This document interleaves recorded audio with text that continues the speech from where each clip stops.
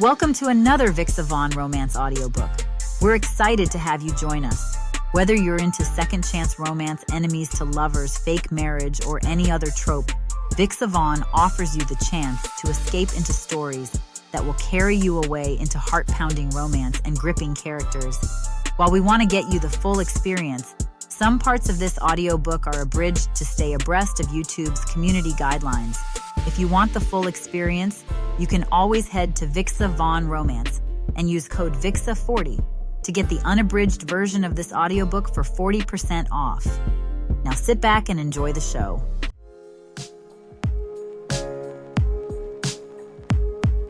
Chapter 1. Caroline. What? What happened? How's Richard doing? I shout over the phone. The person on the other line explains it to me, but I can only get bits and pieces as it's a little bit noisy. I'll drop by as soon as I can. Quickly, I wrap up my current meeting. I inform the office that I won't be back today because I'll be going to Richard and see how he's doing. I flag down a taxi and tell the driver to take me to the hospital. While we're on our way, I make a quick check of my emails and answer some of them. That's how dedicated I am to my work. I don't want anybody to think I'm slacking off or trying to get away by doing other things. I know that I'm a good filmmaker, and I'm going to prove that to everybody, especially Richard. We arrive at the hospital. I go to the information booth and ask what room and floor my boss is. The attendant behind the desk directs me to the 10th floor. She points to the elevator lobby at the left. I thank her and move in the direction she told me. I press the button and wait for the next elevator. Of course, my boss is staying in one of the private rooms. I berate myself for not bringing anything, but I was in a hurry. I'll just send something over in the next few days. I open the door to his room and get shocked at what I see. Richard is almost entirely covered in bandages. Both of his arms and legs are wrapped in white. His legs are in stirrups, and he's got a neck brace. Only his face is free, but it has some wounds and bruises. "Oh my gosh, Richard," I exclaim. "What on earth happened to you? You look like a mummy." He tries to laugh, but I see him wince in pain. "Okay, no more jokes in the meantime? But seriously, why did you end up like this?" "I tried to be an action star," he says. I frown at him. "Well, remember our current project? The one that we just wrapped up?" I nod my head. I was discussing some post-production notes with the team when suddenly I went off balance. As luck would have it, I was near the edge of the stage, so I fell 5 meters below. "Ouch!" I wince. It's a good thing I'm still alive. I think heaven or hell isn't ready for me yet. He chuckles. "Richard, stop that. Your life is a serious matter, but I'm glad you survived. I'm not saying you're okay, though. Just looking at you makes me want to scratch all those hard-to-reach places in my body." He sighs. "Yeah, it could have been worse. So, how's your meeting?" I shake my head. "No, we're not talking about work right now. Just focus on getting well. The sooner you're back on your feet, the better." Someone knocks at the door. It's the doctor and a nurse. I assume they're doing their rounds. I let them come in. They do some checks on Richard and interview him on how he's feeling. "Doctor, can I ask a few questions?" I say. The doctor defers to Richard and he gives the go signal. "How many bones did Richard break?" I ask. "Good question. I'd say a lot. We're still waiting on some of the X-ray images, but for now, we're sure that he's got a jaw fracture, a dislocated left shoulder, and broken bones on his foot." He continues. "We might also need to do further tests on him, especially to check the condition of his spine. But for now, he's paralyzed and won't be able to move. Once we're certain of the extent of injuries, we can finalize the treatment and therapy." "How long would that be?" I inquire. "It could take a few months up to several years. There are too many variables that need to be considered, but I can tell you that it won't be quick and easy. Much of it depends on Richard here." Before leaving the room, The doctor gives Richard a few more instructions and reminders. I guess I'll be filing for a medical leave then, he sighs. But as soon as I can sit up and use a laptop, maybe I can get involved with a few things. Don't worry about that. We'll take care of the office, I promise him. Speaking of work, there's a project that I'm supposed to be personally handling, but now that I'm out of commission for the time being, I'm passing it to you. Talk to Tina, and she'll give you all the details. This is important, Caroline. We can't let another media company get their hands on it. I'm on it. The next day, I set up a meeting with Tina. She works at our media department and assists Richard on some of his projects. She hands over a flash drive and 2 brown envelopes with lots of documents inside. Here's all the material that our researchers have gathered over the past weeks. In the flash drive are the summary and initial plan for the project. You can review it and let me know if there's anything that we need to change or if you have additional inputs. I'd open one of the envelopes and skim through the documents. Wow, these are a lot to go through. I'll probably start with the summary later. Would you mind giving me a brief overview of this project? I ask her. I really don't have any idea. She smiles. She knows how Richard can be sometimes. Of course, she answers. This is for a documentary on a young and upcoming musician and composer, Matthew Edwards. He's elusive to the media, that's why Richard's very elated when his agent agreed to do this with us. We talk a bit more, and then I go back to my desk so that I can start working on this. The name sounds familiar, but I can't put a face on it. I decide to do some quick search about him on the internet. I read a short biography and check out some pictures of Matthew Edwards. Oh, wow. He looks good. Chapter 2. Matthew. I tear off the paper from the pad, crumple it into a ball, and throw it on the floor. Around me are about 20 more crumpled paper balls. I drop my head on my hands. This is so frustrating, I scream. Scrubbing my face with my hands, I stand up for the umpteenth time and walk across the room. These past few days have been hard on me that I haven't been able to get anything done at all. And it's not just with my music. I've been putting off most of the things that I know I need to do. Maybe this is writer's block, or maybe this is just procrastination. But damn it, I need to break off from it. My career and my life depend on it. It feels as though the light switch has been turned off, and no matter what I do, I can't turn it back on. Usually, I just need around a week to finish most of my projects. That would already be long, and revisions are already included. I can even finish a song in a day. But all of that magic is not here right now. I wonder what I should do. Nothing seems to work. I've had this project in my hands for almost 2 weeks now, but I haven't written even a single note. Something's terribly off. I'm having a difficult time relating to the story. I have a tone in mind, but I can't seem to translate it to actual music. I'm already in a slump even before this project was offered to me. I was actually thinking of declining. I planned to take a break, maybe go someplace and have a vacation, but Trevor accepted it on my behalf without even consulting me. Now I've got no choice but to finish it. My phone rings. It's Trevor. I'm thinking of not answering it, but I know that he'll just keep on pestering me. I want my peace and quiet, so I tap the answer button. What do you need, Trevor? Matt, I'm just checking in on you. How's the music theme going on? The director wants to hear it soon. I know. I'm already working on it, so I'd appreciate it if you stop bothering me. I need to concentrate. Very well then. I'll leave you to your creative juices. Update me once you have something. I end the call and turn off my phone. I walk toward my bookcase and retrieve the envelope that contains the script of the movie. I've read this about 20 times that I've already memorized some of the lines. But I'll try reading it again. Maybe some inspiration will hit me. The story is about a boy and a girl living in the country, and they were childhood sweethearts. Unfortunately, they were separated because of life and never heard from each other again. One day, when they were already advanced in age, they meet again at the home for the elderly.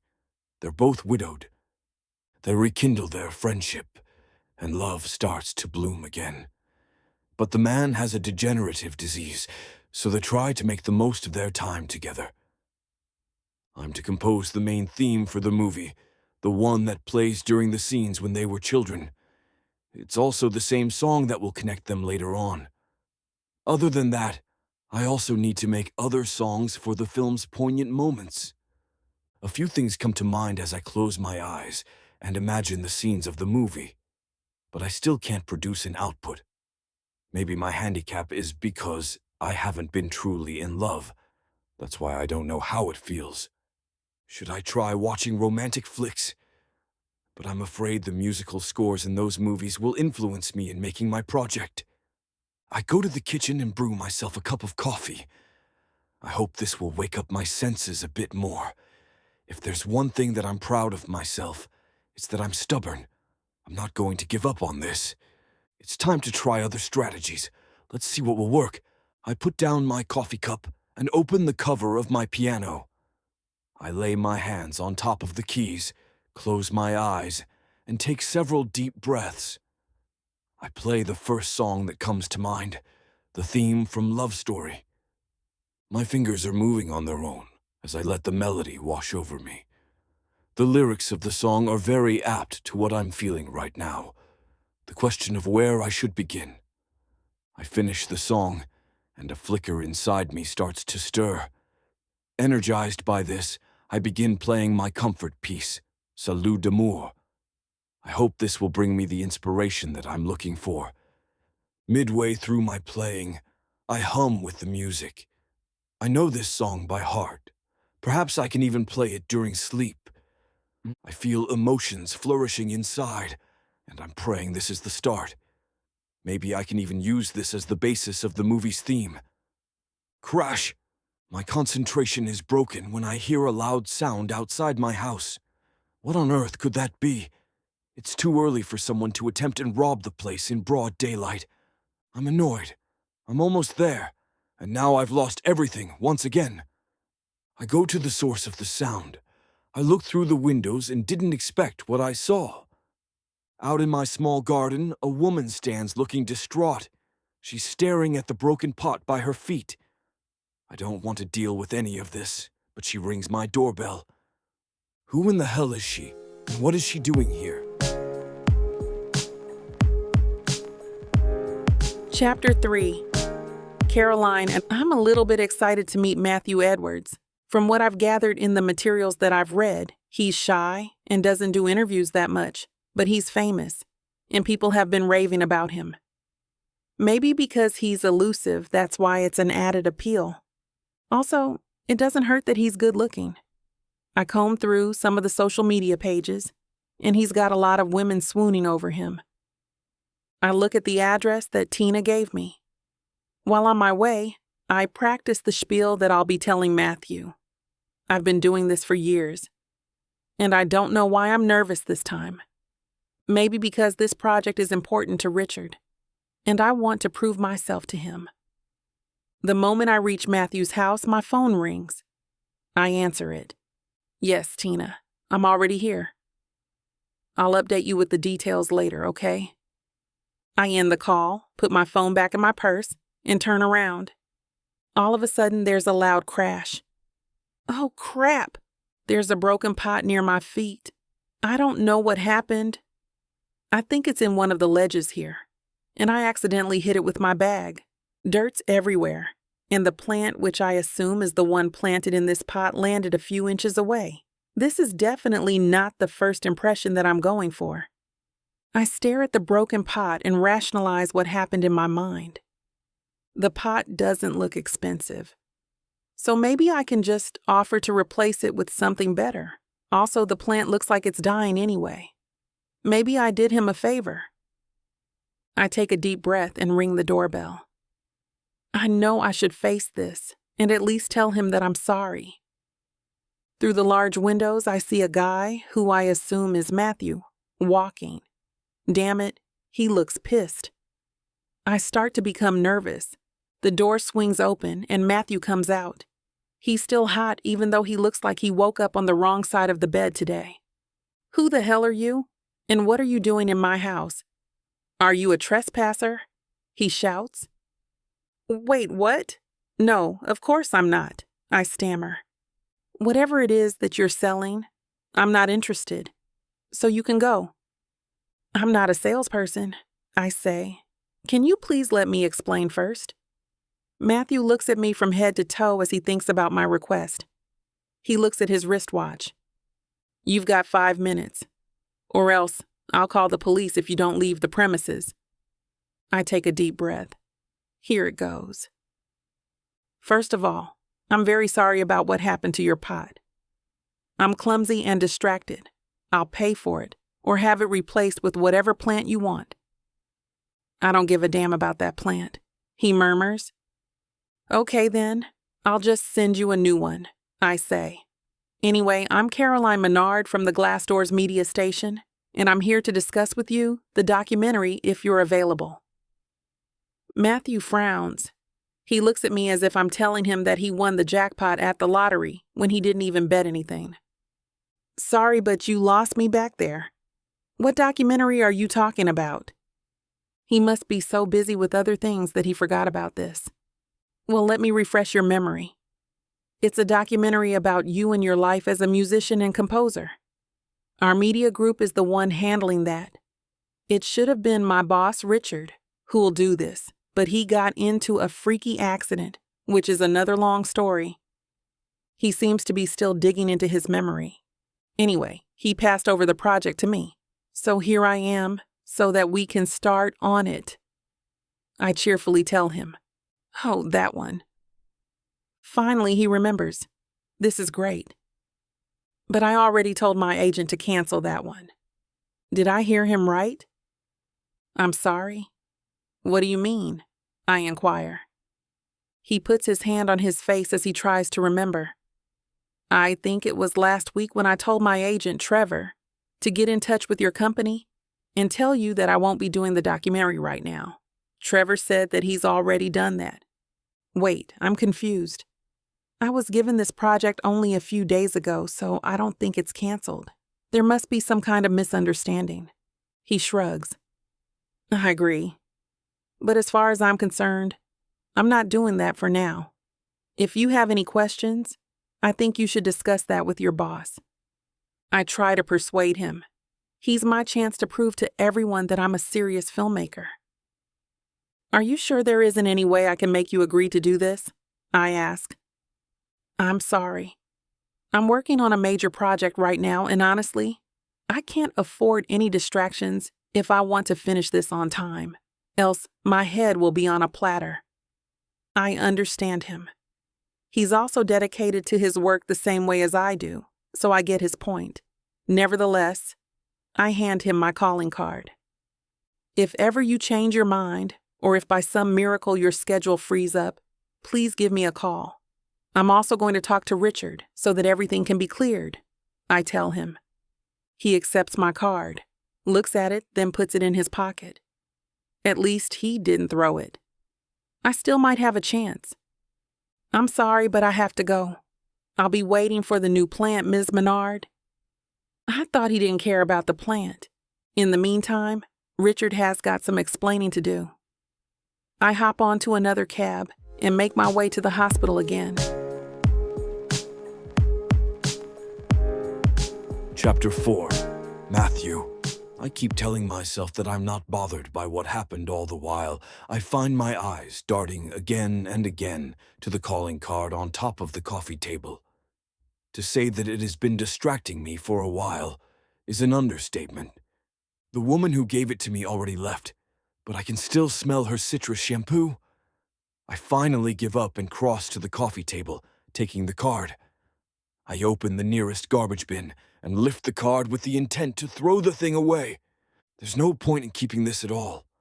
I know that I should be working on the piece now and not get distracted by something as trivial and dispensable as this calling card.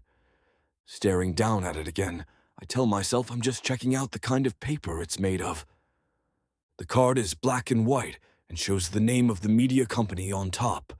There's really not much going on with the design or the content. It is just her name, her position, contact number, and the company's address. But again, my eyes zero in on her name. Caroline. I know it's a coincidence. Sometimes it happens. But I still couldn't shake the nagging feeling that maybe, just maybe, it could be a sign. I purse my lips, close the bin, and walk back to my living room. I scratch my head and the back of my neck. I should be stressing out about the composition and not about a piece of paper. I know full well the reason why I couldn't start making the main piece for the movie. It bothers me to admit it, but it's the personal lack of experience. When they gave me the work, they also gave me a copy of the script so that I can get the general gist and feel of the movie and story. I read it. It is a good story, and with the director and the actors I heard they hired, I think it'll be a good movie as well. When I talked to the director, they were already almost done with the filming and will be starting the post-production process soon. We discussed the feel of the climactic scene and how he wanted me to deliver the main theme for it.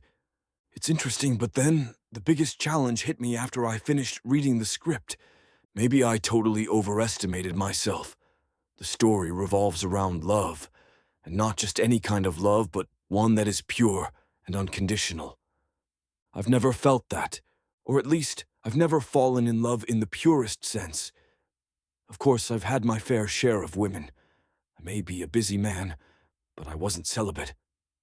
However, falling in love and being loved back, I can't relate to that. And therein lies the problem. Since I haven't felt that certain emotion, I couldn't find the inspiration I need to make this work. Sighing, I go back to the kitchen and step on the bin again. The lid opens, beckoning me to throw the card in so that I can wallow in my lack of progress peacefully. But my muscles won't cooperate. Come on, I tell myself. Just throw the stupid card already. I've no need for it. The documentary will only distract me, and I'm not too comfortable working when there are many people around. Like I said, it's just a stupid piece of paper. Why can't I just throw it away? But the devil over my shoulder keeps whispering that maybe she can help me. If only I had someone to love and will show me love at the purest, maybe I can finally find the inspiration I need. What am I going to say to the director or the producers? I can't back out now, not when I've already agreed and lost weeks in trying to make the piece. It will be easier to admit defeat and just confess to them that I haven't got a clue what I'm doing. To be honest, this isn't my cup of tea. Romance isn't really something I've tried my hand at.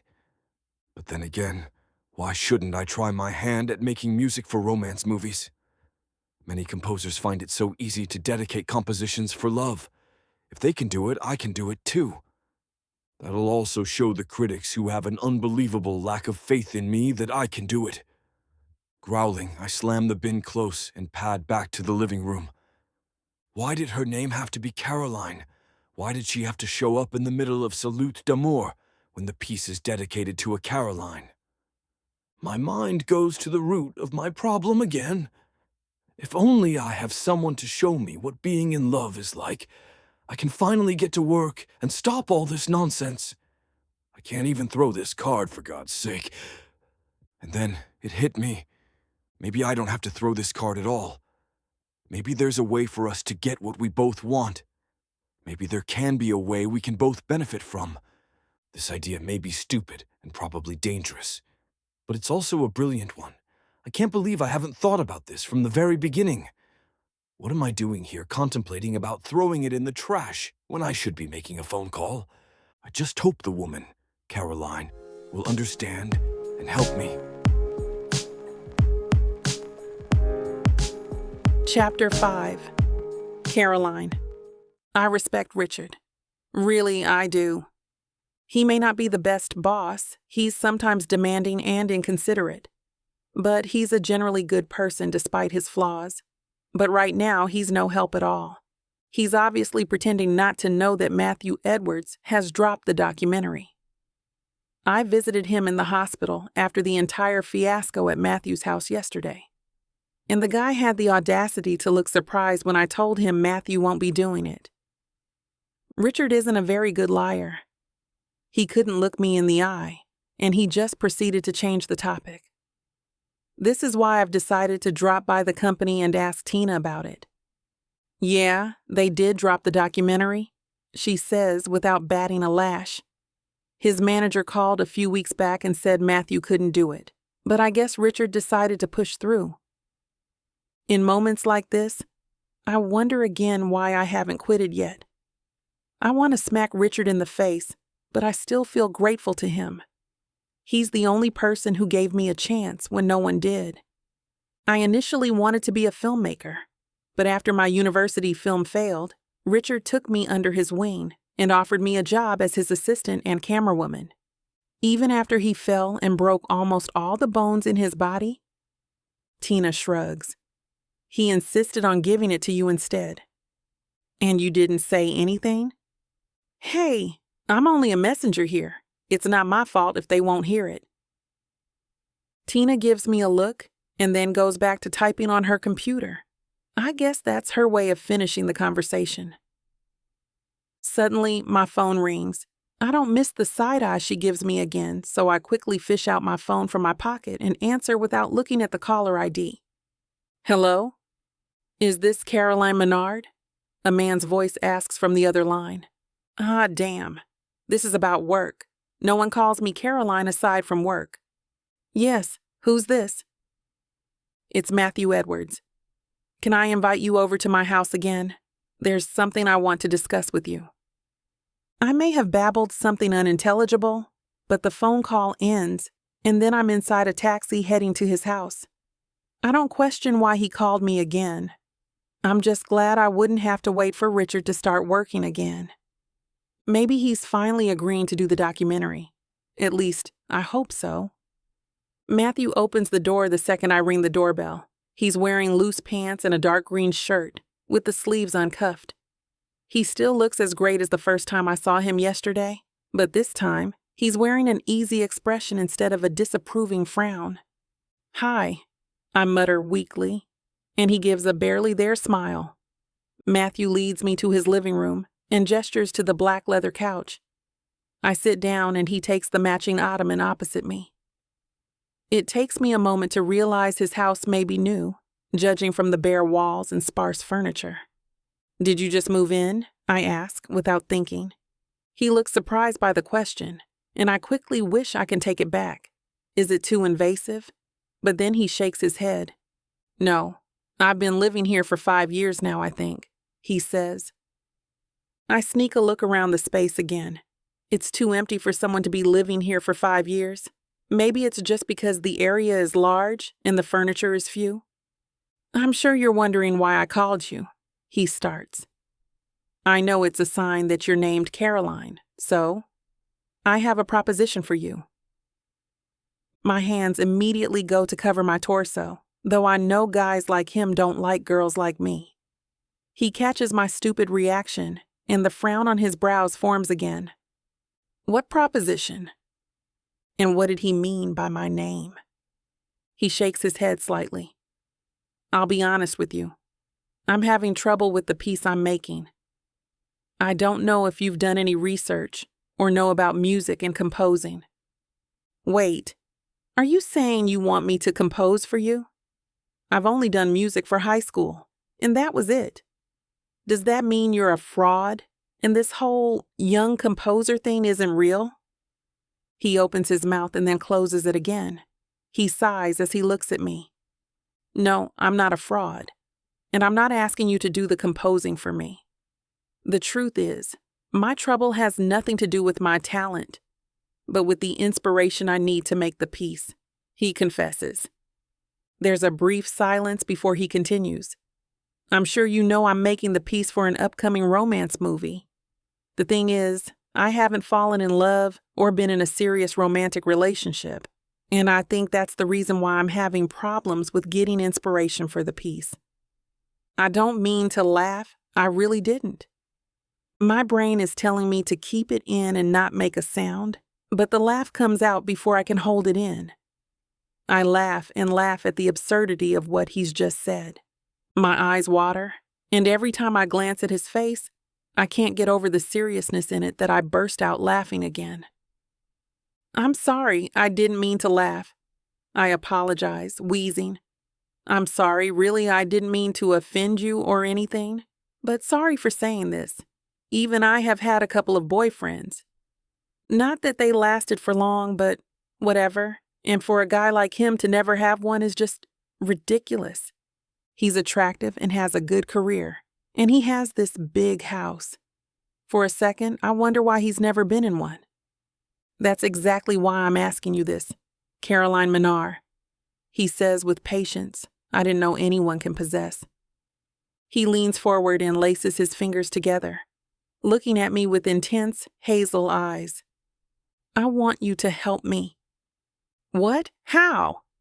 Let's have a relationship, he says simply. It doesn't have to be real. We can even go as far as call it a pseudo-relationship. You obviously know about relationships.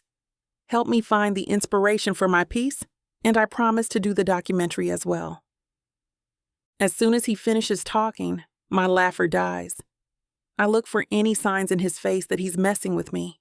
Maybe he really got offended because I laughed at him. But there isn't a trace that he's only joking. I know now why he's never been in a relationship. Obviously, this guy is insane. Chapter 6. Matthew. My fingers move tile after tile, muscle memory fueling them, but my mind is elsewhere. I used to scoff at the term frustrated artist, but look at where I am now. Sighing, I stop playing and pick up the script of the movie beside me. Thought that by reading it again, I'll get more input about the story and find another angle to work on. But I haven't got much luck lately. Speaking of luck, I remember Caroline's reaction to my proposition yesterday. Caroline stared at me like I was insane. Then she quietly got up from the couch, gave the most awkward smile, and ran out of the house. I didn't even have the time to explain to her why I came up with the proposition. She all but disappeared from the driveway. It's also been a day since the door slammed on her way out, and I've given up hope that my plan will magically work. I should probably think of other means to get my inspiration going. It's not like I haven't done any work.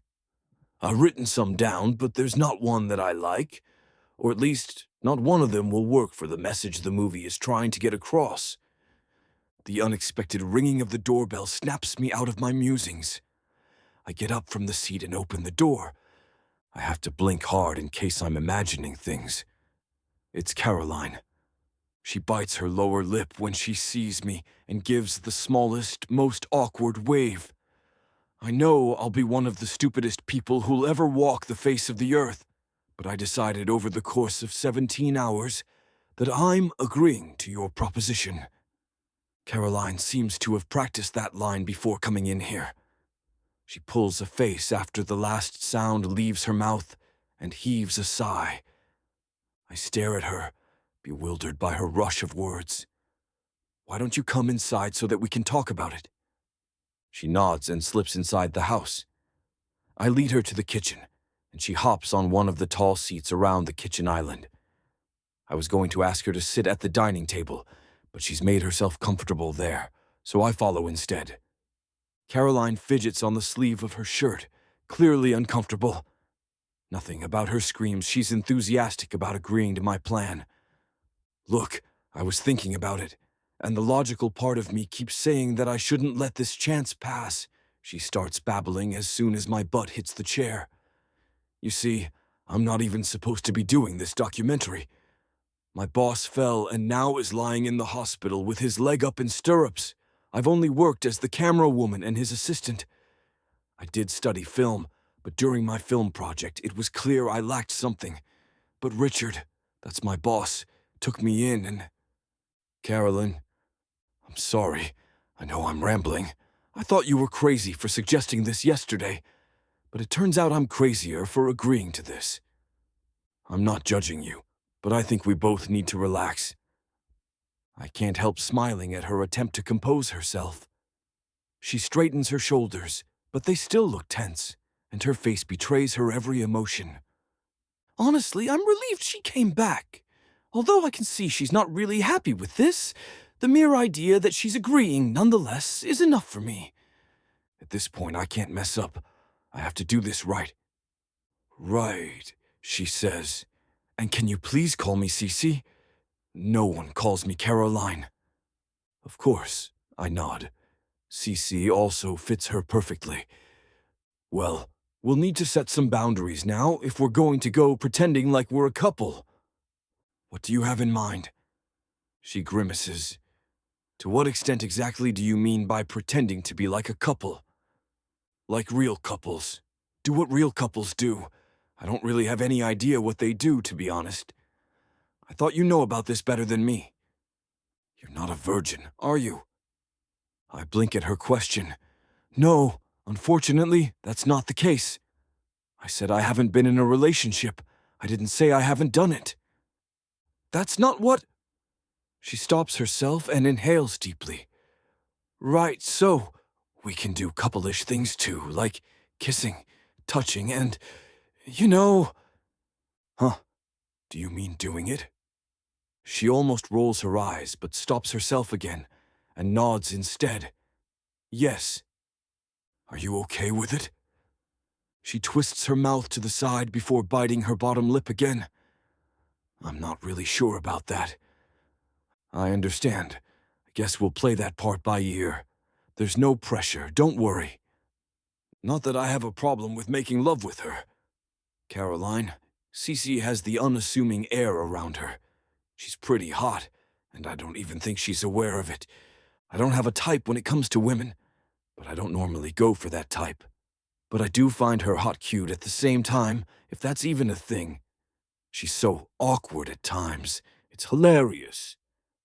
But then I look at her, and I want to pin her against the wall. Anyway, she shifts in her seat, visibly uncomfortable with the turn of conversation. Until when do you think we should be doing this? I think about it. Would after the movie work for you? That's fine. I was going to suggest it too. I think by that time the documentary should also wrap up. Oh, another thing. Would it be okay for us not to mention this to our families and friends? I think I'll have a harder time explaining this to them. I nod my agreement. Thanks, she finally smiles. I think that's about it. Shall we seal our deal? And because I can't help myself, and she looks so adorable negotiating in front of me, I slide off my seat and cross toward hers. Her brows knit together in confusion. We did agree we can kiss, right? I stare into her eyes. Huh? This is sealing our deal.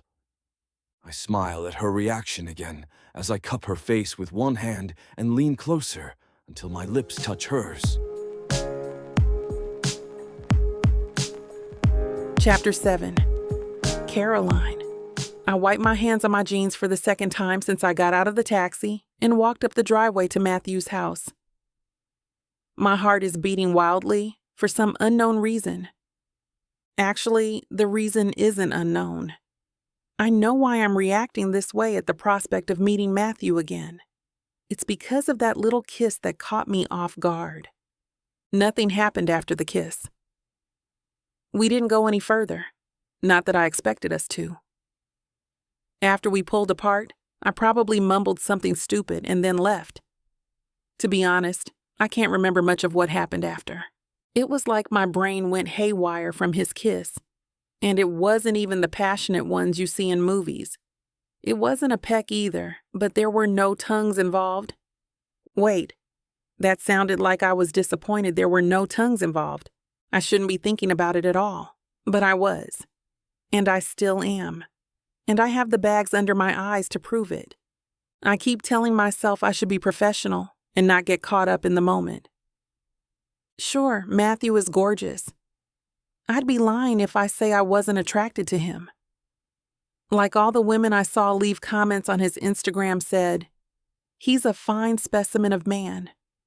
He's also talented, based on many articles I read about him. Besides, it wouldn't do me any good. It's not like we're going to last long. After our work is over, we'd part ways. Goodbye. The end. This is what I keep telling myself as I raise my hand to push the doorbell again. I wait for a bit, but there's still no answer. I try turning the doorknob. It's open, and I let myself in. I did text him that I'll be coming over to start the filming, and he replied with a simple, "Okay." Besides, the cameras and the gears are heavy. I even called Tina to ask if there are some personnel available to help with me, but she said that no one is. So, I guess this will be a one-man job. I start setting up the equipment in his living room. The space here is pretty bland, but the lighting is good. Deciding I should concentrate on my work rather than think about Matthew, I start setting up the tripods. Suddenly, 2 strong arms wrap themselves around my midsection. I yelp and jump, twisting and almost hitting the person behind me. "Wait!" "It's me," Matthew laughs. Managing to free myself from him, I turn around and hold one accusatory finger. "Jesus Christ, you scared me. Why did you do that? I thought I was going to get kidnapped." I'm sorry. He holds both his arms up in defense, chuckling, but then he steps closer and pulls me to him. I yelp again, but when Matthew leans closer and smiles at me, I forget that my heart almost jumped out of my throat. Matthew leans forward and drops the smallest kiss on my mouth. I lean back, eyes wide at the small kiss. But his smile widens, and he kisses me again, this time a real one. Oh no, not this again. But I do what any woman would. I kiss him back. My hands move on their own accord and run through his still damp hair. He must have just come out of the shower.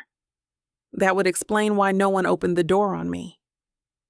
Matthew's tongue unexpectedly licks the seam of my lips, and I gasp. But before we can go further, I hear the doorbell. And then, the sound of the door opening and closing. "Matt?" a man's voice asks from the foyer, and I push him away. A man and woman come to view just in time for us to break apart. My face heats up when I realize they could have seen us if I didn't push Matthew away. The man is a little shorter than the woman, stocky built, with a beard and beady eyes. He reminds me of those football dads that used to fight with the referee if their kid gets a card. "Ah, Trevor," Matthew says in greeting. He doesn't look embarrassed at all. "It's good that you're here. Cece, this is Trevor. My agent. Trev. I'm doing the documentary after all." "What?" "Yeah, I've decided to go one with the documentary. And Cece is here to start the filming." Trevor looks at me fully for the first time, and judging by the way his mouth pulls down slightly, I get the feeling he doesn't approve. "All right," he says instead, nodding. "Nothing I can do. Anyway, I've brought in the lyricist I was telling you about. This is Emily." The woman steps forward and holds out her hand. Matthew takes it, and they shake hands. "I'm Emily. It'll be a pleasure working with you." The woman, Emily, doesn't even look at me when she's introducing herself. "Right, well then." Trevor claps his hand like any football dad would. He then turns to me. "Ah, so Matt and Emily obviously have some work to do. So you should start filming the documentary some other day. We can arrange your schedule." I open my mouth to protest, but nothing comes out. Instead, I just nod and come into terms that he was right. "Actually, you can't do that," Matthew says. And then his arm suddenly wraps around my waist, pulling me closer to him. "Cece is my girlfriend. You can't just kick her out of my house." "I'm sorry, what?" Matthew nods but doesn't say anything else. Trevor opens and closes his mouth like a fish. "You never mentioned Never mind." He waves this away. "Can we talk about this in private, Matt?" "No." "What?" "I think you should get a hearing test done, Trev. You keep on asking me to repeat myself. I said Cece is my girlfriend and I won't be talking about this to you in private." My personal life has nothing to do with what I hire you for. There's a silence that seems to stretch on forever. I freeze in embarrassment over this painful encounter, while Trevor is shaking and probably struggling to hold back his anger.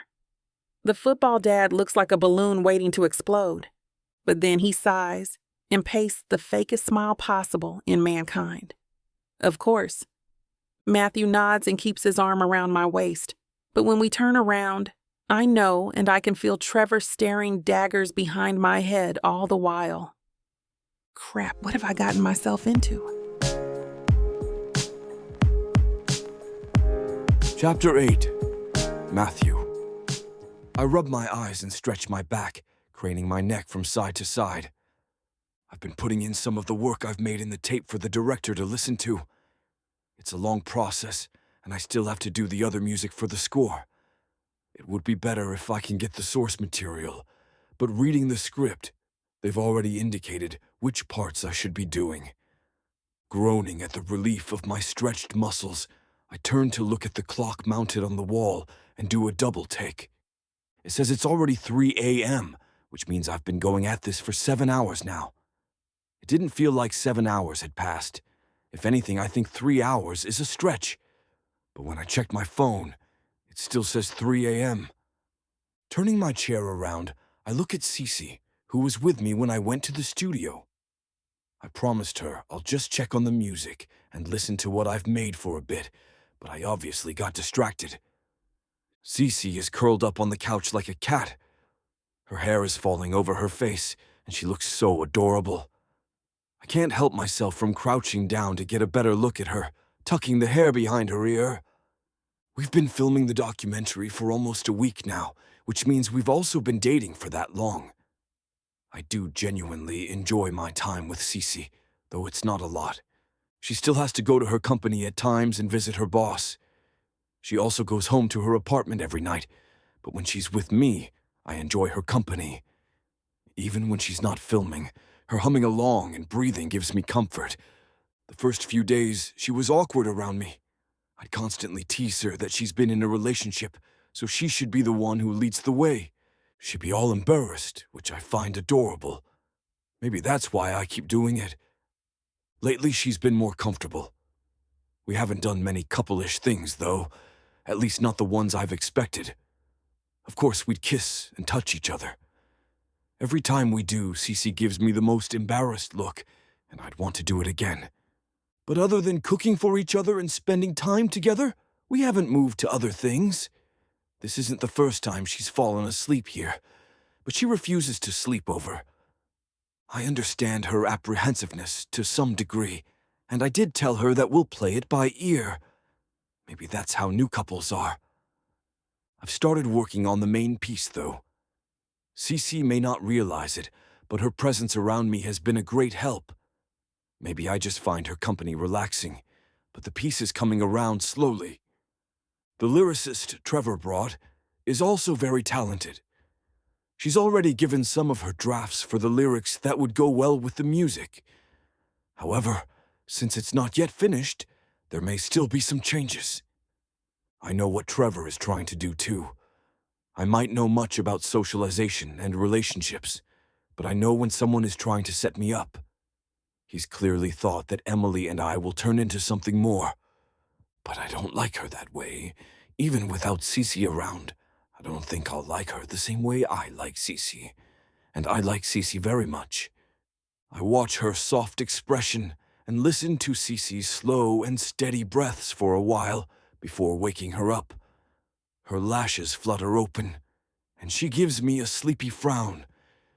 "Do you want me to carry you to one of the extra rooms?" I ask softly. She shakes her head and rubs her eyes. I fell asleep again." "No, I'll just go home," she mumbles and yawns. "All right, I'll drive you." She nods sleepily and yawns again. I kiss her cheek, but she bats me away with her hand. Chuckling, I wait for her to stand up. Finally, she does, and shoots me a sleepy glare, then turns off the camera she's put in the studio and gathers her things. I put my arm around her shoulder and let her lean on me. Half asleep, she lets me take her to the car and slips inside without a word. It's not the first time I've taken her home, but it's the first. It's this late. Cece rests her head on the window of the car, and I check her seatbelt for her before starting the car. We drive in silence for a while until Cece breaks it. "How's your music coming along?" she asks in a mildly sleepy voice. "It's going well. It's still not close to being finished, but at least it's starting to come together. I guess you're really helping me here." She hums. "Not sure how I'm helping you, but you're welcome." We both giggle at that, but then it quickly dies, and silence replaces it again. There aren't many cars going to her place, and even I don't have to be a judgmental person to understand she doesn't live in the best of neighborhoods. "Cece." "Yes." "How do you feel about moving in with me?" No response. Maybe she's fallen asleep again. I turn to her, and she's awake and staring at me like I've grown 2 heads and arms simultaneously. "What?" I asked defensively. "Did you just ask me to move in with you?" She sounds like I offended her or something. "You don't have to answer me now." "Isn't that moving too fast?" I chuckle at her question. "Well, we do have a deadline. We have to move fast, and besides, it'll make being a couple easier, don't you think?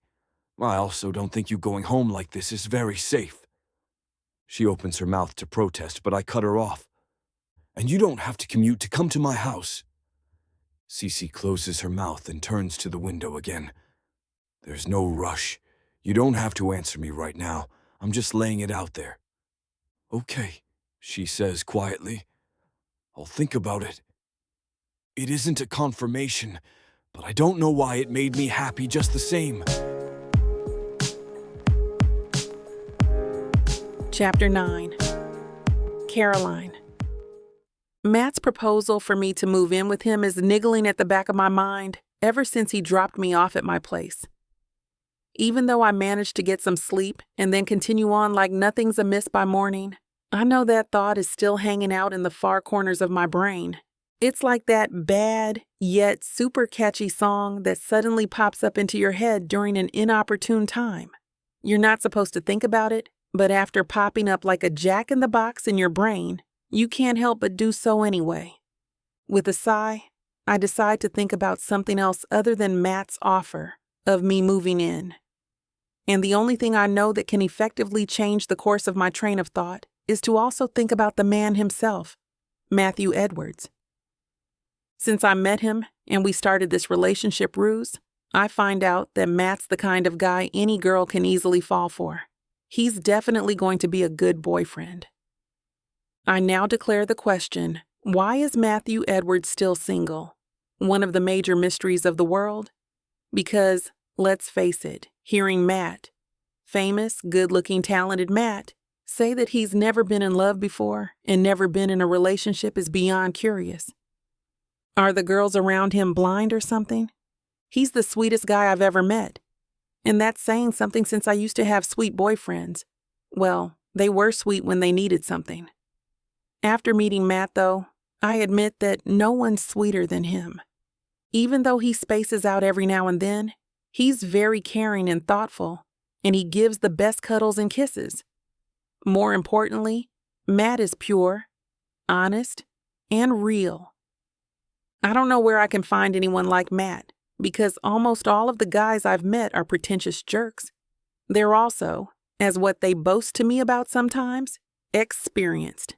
Because of that, I realized that some of them were just playing me, manipulating me with their sweet talking and empty compliments.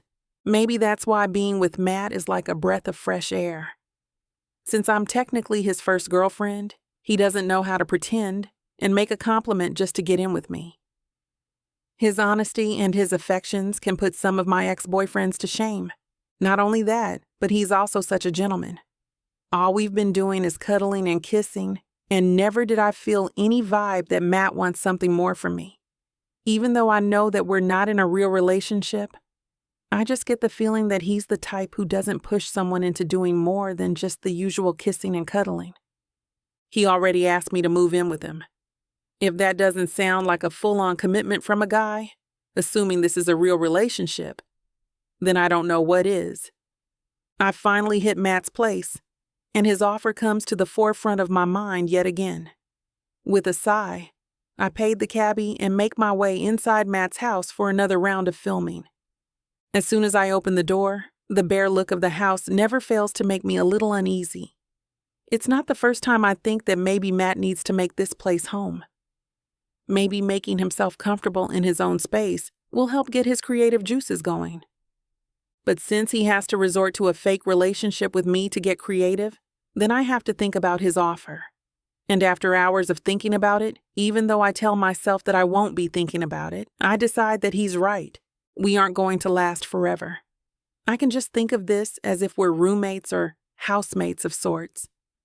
Plus, it would be easier for me to film him rather than have to endure traveling back and forth from his house to mine.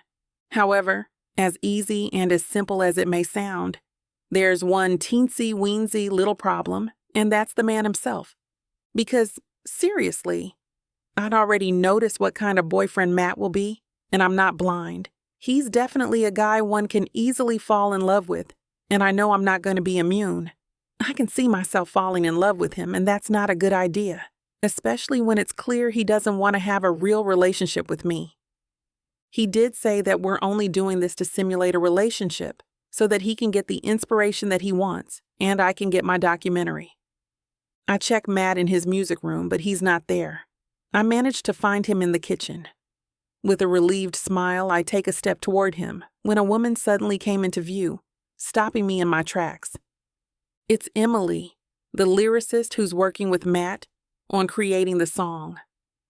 Looking at her laugh at something that Matt said and touching his arm, I have a feeling that she's aiming to do a different kind of making music with him.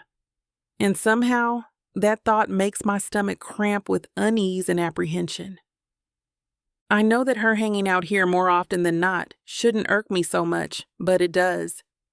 He hasn't even started with the actual composition, and she's already clinging to him like a parasitic vine. It's annoying and irritating as hell. Before I can think about what I'm doing, I find myself striding across the room, planting myself on Matt's side and cuddling on him. I almost preen with pleasure when I feel his arm automatically wrap around my shoulder. With a bright smile, I look up at him, slyly watching Emily's expression from the corner of my eye. "Hey, sweetie, about your offer? Yes, I'll move in with you. Definitely." Chapter 10. Matthew. My heart feels light, and I feel oddly happy, content even with Cece's presence in my home. When she agreed to move in with me, I didn't waste a single moment in case she suddenly changes her mind. I immediately asked Emily to leave so that I can help Cece pack her stuff and move them to my place. After that, we spent most of the day laughing while hauling a couple of boxes of her belongings into my house. I've always liked my home. It's spacious and quiet, qualities I want in a home for me to be able to work with my music without any distractions. However, as we set her boxes in my foyer, I finally get to see my house with fresh eyes for the first time. And what I discovered surprised me. My home is indeed very spacious, bordering on empty, and it's deathly quiet. My home looks like either someone just moved in and didn't get quite to unpack their stuff, or someone's planning to move out.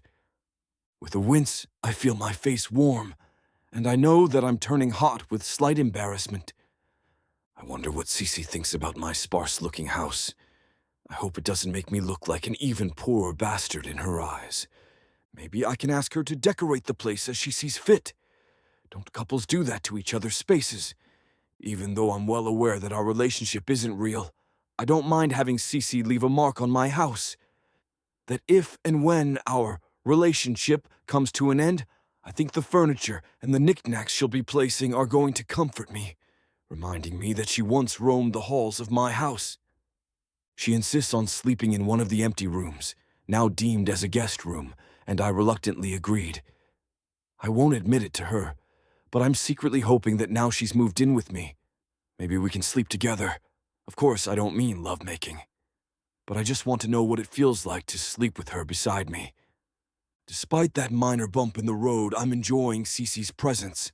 Somehow, every time I leave my studio, I'll hear her straightening things out in her room or find her puttering in my kitchen, cooking for us.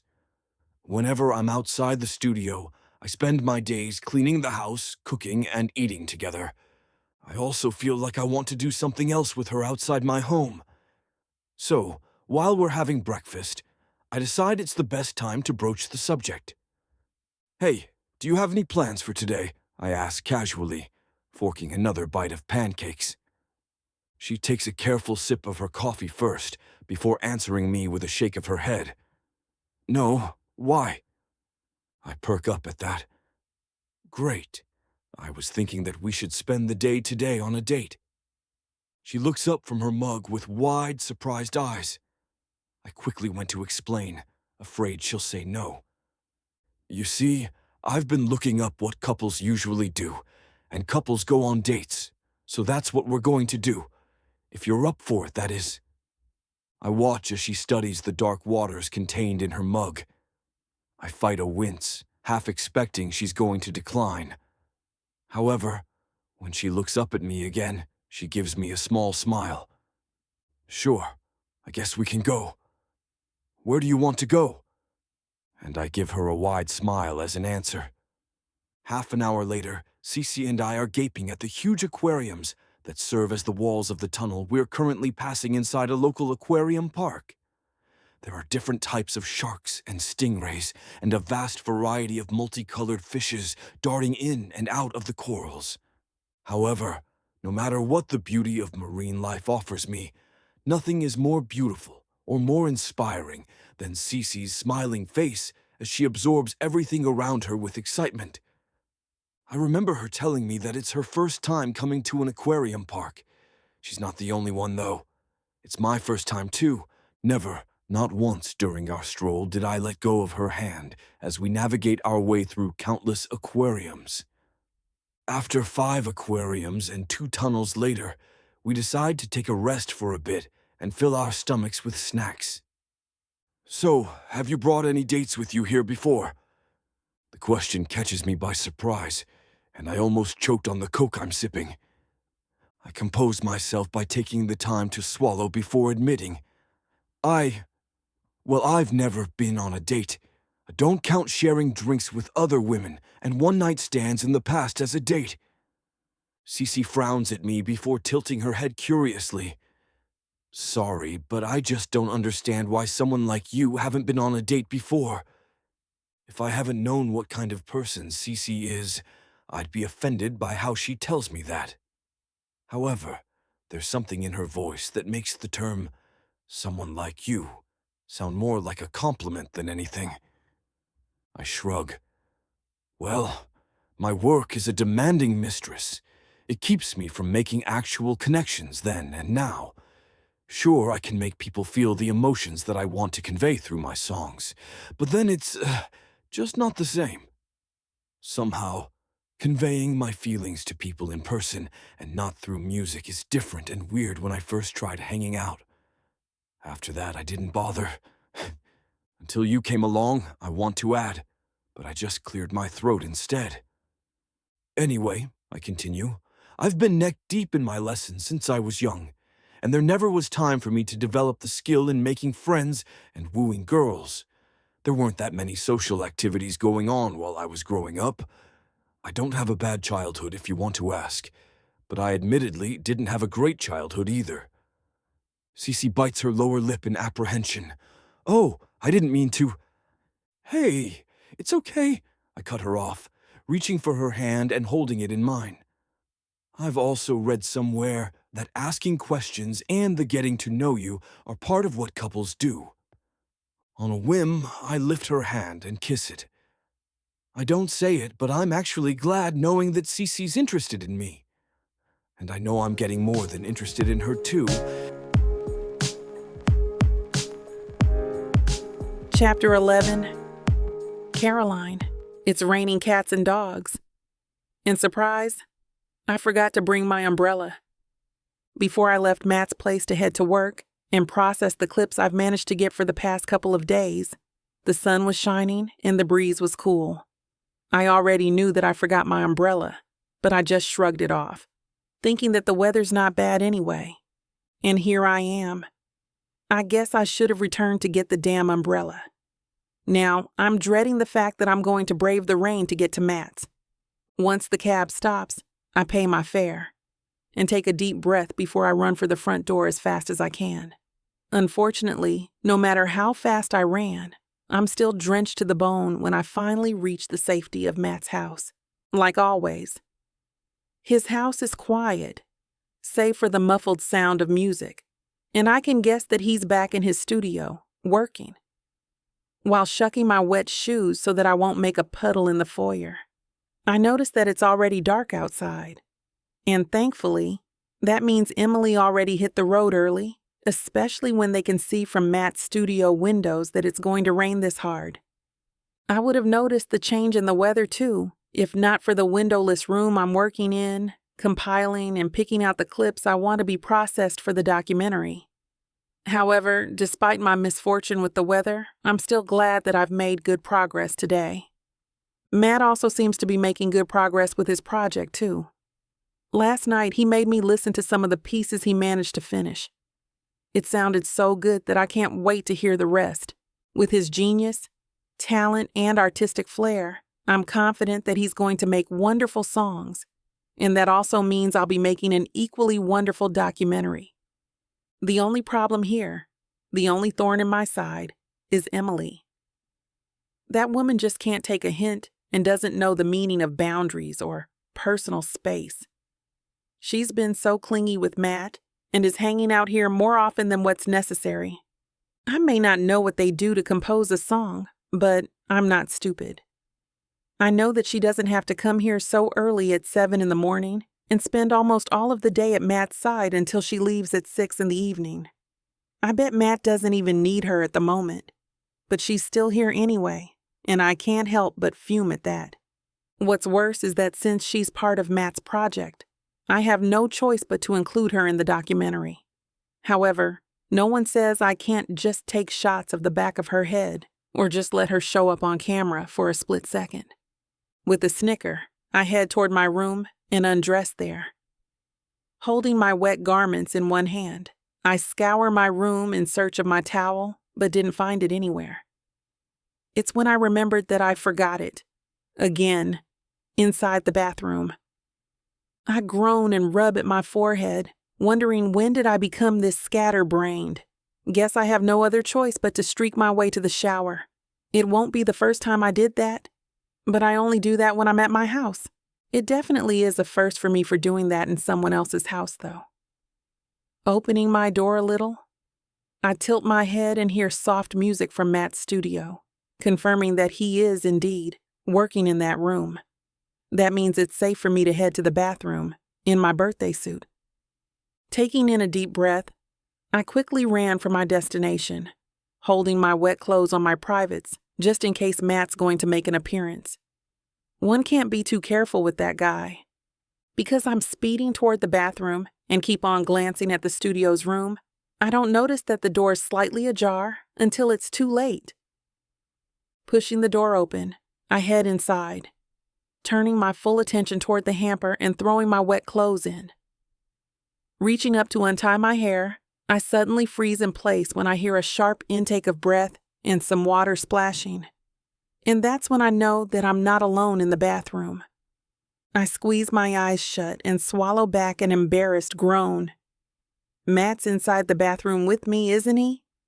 What's happening to me today? Why is this happening to me now? Why? It's a little too late for me to cover my privates now that I know he already has a good look at them. So instead, I open my eyes and bravely face him. I hide my smirk when I see him gaping over me from his place in the bathtub, and I can't help but gape back at him because, apparently, I'm not the only one who's in their birthday suit. I'm awkwardly clear my throat, and that automatically got Matt's attention. His gaze, thankfully, meets mine, and I feel my face heating up as I fidget in place. Sorry, I didn't know you're in here. I thought you're still in your studio, so I'll just go and wait in my room. I babble nervously and turn to reach for the doorknob. Wait, Cece. I know I shouldn't stay here any longer. It's dangerous. I'm 100% sure that nothing good and innocent will come out of this, so I'll just have to escape while I still can. However, there's something in his voice, the way he says my name like a caress, that makes my body freeze in place, waiting for him to talk more. I reluctantly crane my head toward him, and I swear my heart beats faster when I see him ogling my butt. What? I ask, interrupting his ogling. His gaze immediately lifts back to mine, and I don't know if he's growing red in the cheeks. This time, he's the one awkwardly clearing his throat. You know, I also looked up that couples take baths together. Since you're already here, why not let's share? This is a bad idea. Every warning bell is going off in my head at the invitation. But then I hear myself answering. Okay. I hope you're enjoying this audiobook by Vic Savon. If you want to keep hearing more audiobooks, then please hit that subscribe button and like the video. It may seem insignificant, but the more people that subscribe, the easier it is to produce more audiobooks in the future. So please help us out and subscribe to our channel. Thank you for listening, and now back to your book.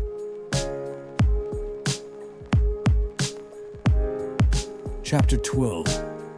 Matthew, when I invited Cece to join me in the bathtub, I'm half expecting her to decline or bolt out of the bathroom as fast as she can, then pack up her bags and leave.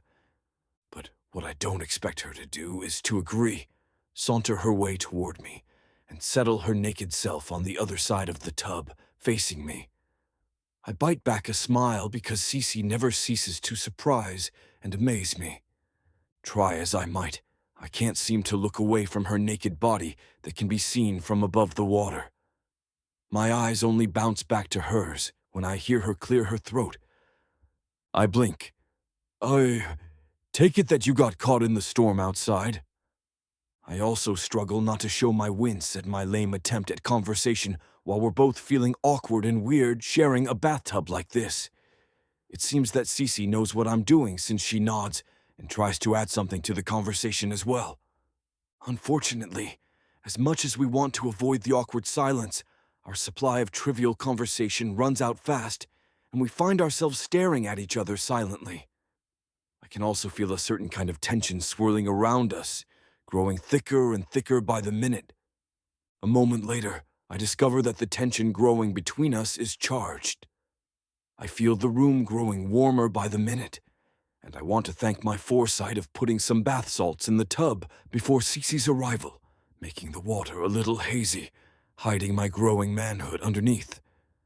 For the past couple of minutes, we're still both quiet. We do nothing but stare at each other, studying each other with a look that turns the heat in the bathroom up a notch. And when my gaze returns to her lips for the nth time, I can't help myself any longer. I have to taste it. I have to taste her. I don't care if that will have some repercussion after everything's said and done. I just have to have her. Before I can think about what I'm going to do, I lean forward, my gaze locking with hers as I rasp, "Cece, can I kiss you?" For a minute there, I thought she's not going to answer, that somehow my question will break the spell that's surrounding us. But no, she surprises me yet again, when she gives a small nod before closing her eyes and leans toward me, meeting me halfway. Then our lips meet, and it feels like the 4th of July inside of me. Fireworks are everywhere. Her taste, her scent. I seem to absorb everything that's her inside of me. The sensation when our lips dance against each other and when our tongues slip and glide inside each other's mouths has an explosive effect on me. A groan escapes from between our lips, and I reach out to wrap my arms around Cece's waist, pulling her close to me. It looks like things are getting too hot for this platform's guidelines, and we don't want to risk this audiobook getting removed. That's why you can only find the spicy books at VicSavonRomance.com. Use code VIXA40 for a 40% discount on all your favorite stories. Now let's get back to it. One thing I'm sure of, I'm definitely going to try every type of taking I can do to Cece before the night is over. Chapter 13. Caroline. It's been a couple of days since the bathroom incident happened, and I think I've been floating on cloud 9 for a while. I never expected my relationship with Matt to end up like that. Oh, who am I kidding? When I agreed to this ruse between us, I never expected to even make love with Matt in the first place. I never thought he's the type of guy who's aggressive or pushy and making his intentions to bed me. When in truth, I should have watched out for those quiet, awkward types like Matt, because apparently his charm and seductive prowess are deadlier and more effective. Another thing I didn't expect to happen between us is the lack of awkwardness. The morning after waking up in Matt's arms, I thought that everything between us will change, that we'll both act like walking on eggshells toward each other. I worry that I might have to go back to my place after all. Now that I know how easy and convenient it is to be staying at Matt's place through the duration of my filming, I don't know if I can handle and endure the stress of traveling back and forth from his place to mine. This is why I'm ever so thankful that almost nothing changed between Matt and me. The morning after we slept together, I don't feel any sliver of awkwardness between us. When we woke up, we just stared at each other before we attacked one another and had another round of screwing like it's the most normal thing to do after almost a whole night of lovemaking. I don't even sleep in my room anymore after that day. I've been sleeping in Matt's room, and we do it whenever one of us gets frisky. I know that I should stop this from happening because there's no certainty between us. Our relationship isn't real. It's just a small social experiment that benefits the two parties involved so that I can film my documentary and Matt can complete his piece. I shouldn't expect anything more from our situation, but somewhere, deep in my heart, there's a little beam of hope fighting its way for growth despite my attempts to snuff it out. And no matter what I do, I can't help but feel it grow in my chest as the days go by. Little did I know that while I'm cooking lunch for us as he works in his studio, someone will be aiding me in squashing that little bean of hope inside of me, and that someone is Trevor, Matt's agent. I already catch a glimpse of him from the corner of my eye as he stands stock still by the kitchen's entrance. When I turn to glance at him, I see the look of disapproval on his face and the way he purses his lips as he watches me. "What are you doing?" he suddenly asks me, catching me by surprise. I know that he's here, but I didn't expect him to talk to me. Because why would he? I know he doesn't like me. It shows on his face the first time I met him, and it's the same look he's wearing while he watches me now. "I'm cooking lunch," I answer, frowning a little, glancing at the closed door of the house, wondering how he got in. I probably said that aloud because I hear Trevor answer, "I have a key." Well, that explains it. I give him a small smile and nod. I turn to my cooking, wondering yet again why he's still standing there. How he watches me makes me feel uncomfortable, but I don't know how to politely tell him to stop. I clear my throat, but I never let my attention away from my stirring. "Matt's in the studio if you're looking for him." "I know," he replies easily. "I came here looking for you, actually. I want to talk to you." I pause from my task and turn to look at him. The look of disapproval never left his face, and he frowns as he meets my gaze. "I don't think whatever it is you're doing is helping Matt at all. So, whatever it is you're doing, stop it. I'm not going to beat around the bush, and I hate lying, so I'll tell it straight. I don't like you, and I think it's best if you steer clear out of Matt's way." He gazes at my cooking and shakes his head dismissively. "Listen, Matt's on his way to the pinnacle of his career. He's going to be at the top of his game sooner or later, and you're just a distraction that can pull off his progress from under his feet. So, if you really care about Matt, then you know what to do. I'm shocked, but as much as I wanted to defend myself, to tell him that I have just as much right to be with Matt as he does because Matt and I have an agreement, nothing comes out of my throat. I don't want other people, especially someone like Trevor, knowing the secret agreement Matt and I made. It's too personal, and it's something I've been keeping close to my heart because it's something only the two of us know. But then, doubt slowly creeps into my heart because Trevor didn't become Matt's agent for nothing, and I know that Matt is as successful as he is right now because of the man. No matter how much I dislike him as well, I know that he's only looking out for Matt, and I fear that he might be right about me. I can see how hard Matt works with composing his songs and pieces. It's not easy, and it takes a lot of him than one realizes. And to think that I might cause him to fail makes me feel dreadful and guilty. Probably encouraged by my expression, Trevor continues. Matt is distracted. I can see it in the piece he's working on right now. He's finishing it twice as longer than usual, and I think it's you who... That's enough, Trevor. Matt's voice suddenly reverberates throughout the kitchen, startling Trevor and me. Matt throws me a look I don't know before he turns to his agent. On the contrary, I just finished the piece. We can head over to the studio, and I'll let you hear it. He nods at me when Trevor didn't spare me another glance. The both of them turn to leave while I just stand there, staring blindly in front of my pot, my mind running a mile a minute. The only thing that brought me from my deep thoughts is when I smell the food burning. I thank the distraction and focus back on my cooking, pushing my thoughts for next time. Chapter 14. Matthew. It's taking all of my strength to stay composed. There's a lot of anger toward Trevor in me, and I don't want to keep it any longer. What he said to Cece is the last straw. Care to explain? I ask him, my fists and jaw clenched. The moment the door of the studio closes, I stand my ground. I heard everything you said. Trevor looks at me with a hint of fear in his eyes.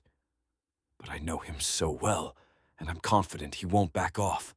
I'm expecting him to twist the situation until things go his way. What do you mean? He asks back, acting like he doesn't get it at all. He squints his eyes in disbelief. I lean on the wall and cross my arms. I sigh, look at his shoes, and then look back up to his eyes. I can't believe I really let him take control of things this long. Listen, Trevor, I have a lot to say. I clear my throat, surprisingly feeling calm. I think you're wrong about Cece. She's not what you think she is to me. She's been a big help to me, not a distraction, I continue. I've been calm because of her, and she's truly my inspiration for my work. My heart is beating fast in frustration, but I'm choosing to show my calmness. I won't let anyone, especially Trevor, talk ill about Cece. She doesn't deserve any of his crap. Matt. Trevor raises his hand like a student trying to get his teacher's attention. Wait, let me get this straight. I told her she's a distraction to you. She's affecting your work, and I don't like that. That's my opinion. I said I heard what you said. I speak up. I just know he's already trying to manipulate me. Yes, but hear me out, he interrupts me. I just want the best for you, Matt, and I don't think she's the best for you. Who does Trevor think he is? Yes, he has helped me with my career, but he's not exactly doing it right.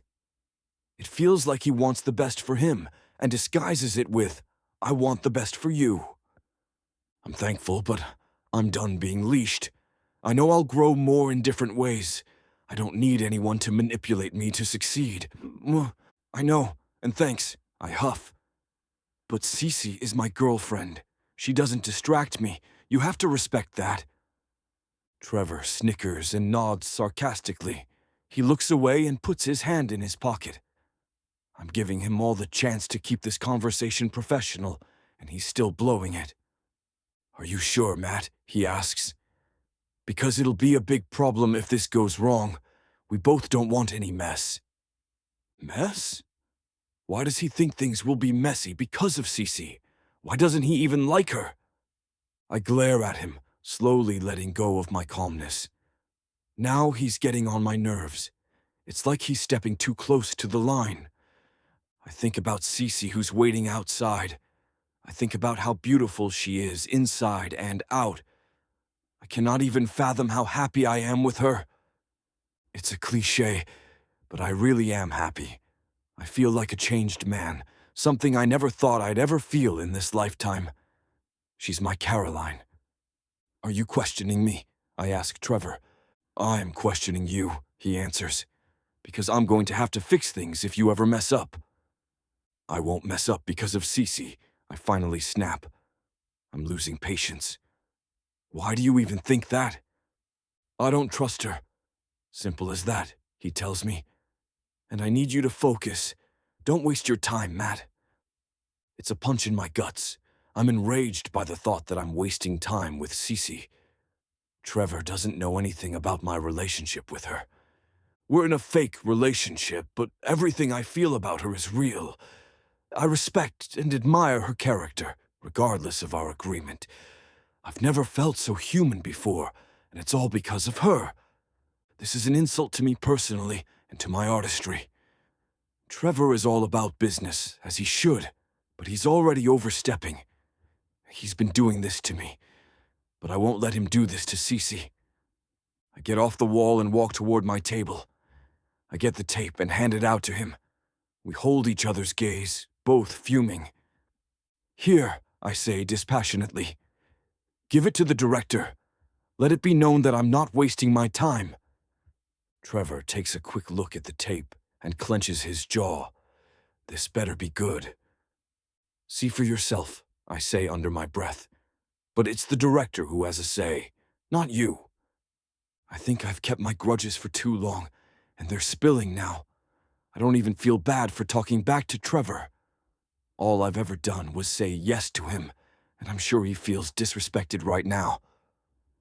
But I don't give a damn. Just like how he has never given a damn about what I really want and do. I can't believe I needed Cece to find the courage in me to stick to my guns. Trevor waves the tape on my face and motions to open the door. He doesn't take his eyes off me as he carefully twists the knob. Thanks. I'll send this tomorrow. He steps out. Before you go. I stop him in his tracks. He turns to me, eyes wide in anticipation. What? I am more than ready to put an end to this distress. At this point, I don't care what I have to do just to free myself and protect Cece from misery. This is for what Trevor put her through by talking down on her. You're fired. Chapter 15. Caroline. I'm lethargic, and I don't know where in Matt's place I am. But one thing is for sure.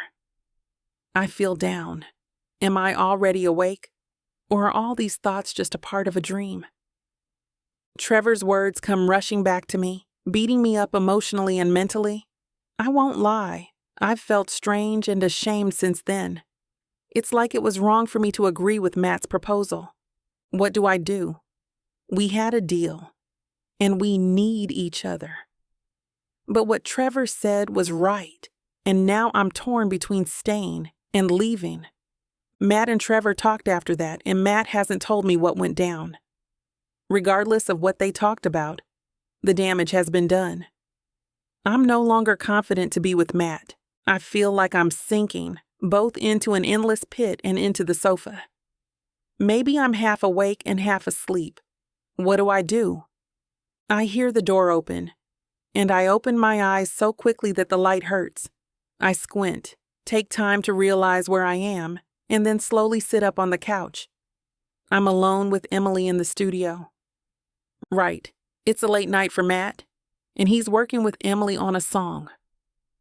I think it'll be the main song for the movie, and they've been working for so long that I fell asleep. Matt probably went out to get something. Oh, did I wake you? Emily asks. She turns from her chair to look at me with her blue eyes that are perfectly enhanced with her winged eyeliner. Her red hair shines under the light, the ends curling up on her shoulders. "No, it's okay." I answer her groggily. I look around, figuring out what was happening before I got knocked out. "Where's Matt?" "Getting some snacks," Emily says, looking at me with her expressionless eyes. Maybe I'm just overthinking, but it feels like Emily dislikes me too. Trevor must have really gotten into me. Now that I'm iffy with her too, I start noticing the little things. Emily is wearing a gray cardigan over a plain black loose shirt. Her black leggings and blue leather boots make her look so tall and slender. She crosses her arms and gives me a soft smile. I don't know what for, but I don't want to be with her. She's so perfect for Matt that it hurts. "Excuse me?" I mumble as I get off the couch. As I'm walking toward the door to get out, Emily stops me. I turn in surprise and confusion. She stands from her chair with her arms still crossed. She is tall and slender, and the way she dresses makes her seem fitting for Matt's passion. "Can I ask you something?" she asks. I'm intimidated, and all I can think of is how she can relate to Matt more than I do. Trevor's words start rambling in my mind again. Emily doesn't wait for me to answer. She speaks up right away. "Why are you dating Matt?" I blink my eyes fast, trying to let her words sink in. Does she sound like she's suspecting me, or is it just me? Excuse me?" I stutter. "Obviously, you only started dating him along with the documentary." Emily snaps. "Are you onto something with Matt?" So it's true. She doesn't like me, and she finds me suspicious. I don't know where she's coming from, but I don't like her tone. I may be daunted, but I won't back off so easily. "I don't want to talk about that," I tell her, voice shaking a bit and hands ready to grab the doorknob. "It's none of your business anyway." "You know you belong in two different worlds, right?" she adds, sounding even more threatening. She's slowly breaking me with her stance and her killer eyes. "You'll probably realize that you don't really understand him in the long run." Why is she raising her eyebrow at me? I know she's been trying to get to Matt, but there's no need to attack our differences. And more importantly, why am I hurt? Aren't Trevor's words enough? And I know that I don't belong to Matt's world. Emily does with the hippie style that makes her seem like she's a character in an indie musical film. She matches Matt, and I don't. Trevor is right. I'm nothing but a distraction. And there's no lie in Emily's guess. I should have just pretended that I'm asleep until Matt came back in with the snacks. Had I stayed asleep, I wouldn't have to deal with Emily and the truth. I shouldn't be in Matt's life for any reason. But like I said, I won't back down just like that. I'm shaking inside, but I have to act like I'm not bothered at all. I'm still in agreement with Matt. I snicker, not taking my eyes off Emily. She stares me down, obviously pissed, but standing her ground. I open the door and walk out of the studio, letting her watch me not give a damn. I'm in a fake relationship with Matt, and it doesn't matter if I'm falling for him for real. He's helping me with the documentary, and I'm helping him with his music. When we're both done, this arrangement will also be over. Only the two of us know. And I can't run crying to anyone because I hurt myself. I have to suck it up and go on until I've completed my business. Trevor and Emily don't need to tell me the obvious. Matt and I weren't meant to last long in the first place, and our projects are almost done. There's no need to fuss. I know I shouldn't let this bother me, but what can I do? I'm already hit right where I'm supposed to. I knew it was possible that I'd fall for him, and I didn't even try to stop myself. Number Trevor and Emily didn't hurt me. They tried, but they failed. I thought they did, but I was wrong. It was me. I hurt myself. Chapter 16. Matthew. Standing in front of the mirror in my studio, I can't stop wondering if I look all right. I wanted to ask Cece about my clothes, but I knew she would refuse to help. I imagine her telling me I should just be real. It's the last day of the documentary. She had told me yesterday that she already has enough footage, but she needs the film's final words. I can't help but feel proud of her. I've seen how she has worked hard for this, and I'm rooting for her dreams. She's such a wonderful woman. As I fix my hair, I realize that this will be the last day we'll be filming. A wave of sadness hits me. This means our deal is almost done too. We won't be needing each other anymore. Lost in my thoughts, I flinch when someone knocks on the door. I turn and see Cece poking her head, smiling softly and noticing my outfit. I pose like a model for her. She giggles, walks toward me, and straightens my collar. "You look good." "I do," I ask, genuinely doubting my style. "Well, this is how I dress up every day." "It's perfect," she taps my chest. "We'll be ready to film in about 5 minutes." I notice that she's not as lively as she usually is. She's smiling, but for some reason, it feels like she's forcing it. Perhaps she's either nervous or really just focused on her task. "How was your sleep last night?" I ask her, upon realizing that we were too busy to converse this morning. "You look a bit tired." She woke up earlier than I did and prepared for the day right away. She glances at me for a split second, long enough for me to catch her look of hesitation. She covers it quickly with a wide smile. "I'm fine. Are you ready now? I can go get the camera now so that we can get this over with." She's not going to ask me how my sleep was. I mean, she doesn't need to, but we usually hear each other out. I brush off my thoughts, telling myself that I should just be wholly supportive of Cece today. It's a big day for her, and I'm thrilled to be a part of it. I tell her I'm ready, and she walks out of the studio to get her stuff. She sets up the lights as she fixes the camera stand. When she's done, she walks over to me and fixes my hair, my clothes, and the way I'm sitting on my chair. She instructs me about the lighting, and I nod as if I understand every bit of what she's saying. "Matt," she looks into my eyes, sincere and warm. "Remember, just be real." I take a deep breath and then sigh. I hold her hands, and I feel her jolt a little, but she eventually smiles. I huff. "I will." Cece nods, and then we let each other go. She walks behind the camera, takes a seat, and then grabs the script. She presses something and then speaks. Closing words, take one, and action. "Just be real," I think to myself, imagining it's her who's telling me the words. I feel calm, ready to answer whatever she'll ask me. Just be real. "Today's our last filming day with you, Matthew Edwards. Thank you so much for doing this," Cece tells me from behind the camera. "For the final words, can you tell us about your thought process in making this music?" I hear nothing but the question. The words echo in my mind, and I don't feel any agitation. It's like I knew the answer even before she finished talking. I took the inspiration from Salut d'Amour. I look at the floor as if my words are there, and then I turn to the camera as if the lens is Cece's eyes. "I believe in meeting someone and knowing that they're the one for you. I believe in love. I've never felt it before, but I'm sure it exists. That's exactly how I felt when I first heard the piece, and I feel the same even now. My heart is beating fast, but I'm at peace. I've never been this honest before, and it feels so good." "What's your message?" I hear Cece ask quietly. "To close this documentary." I clear my throat and look straight at the camera again. This is my last shot. "Believe in love," I say. "It's somewhere, in your dreams, in your passion, and even in your music.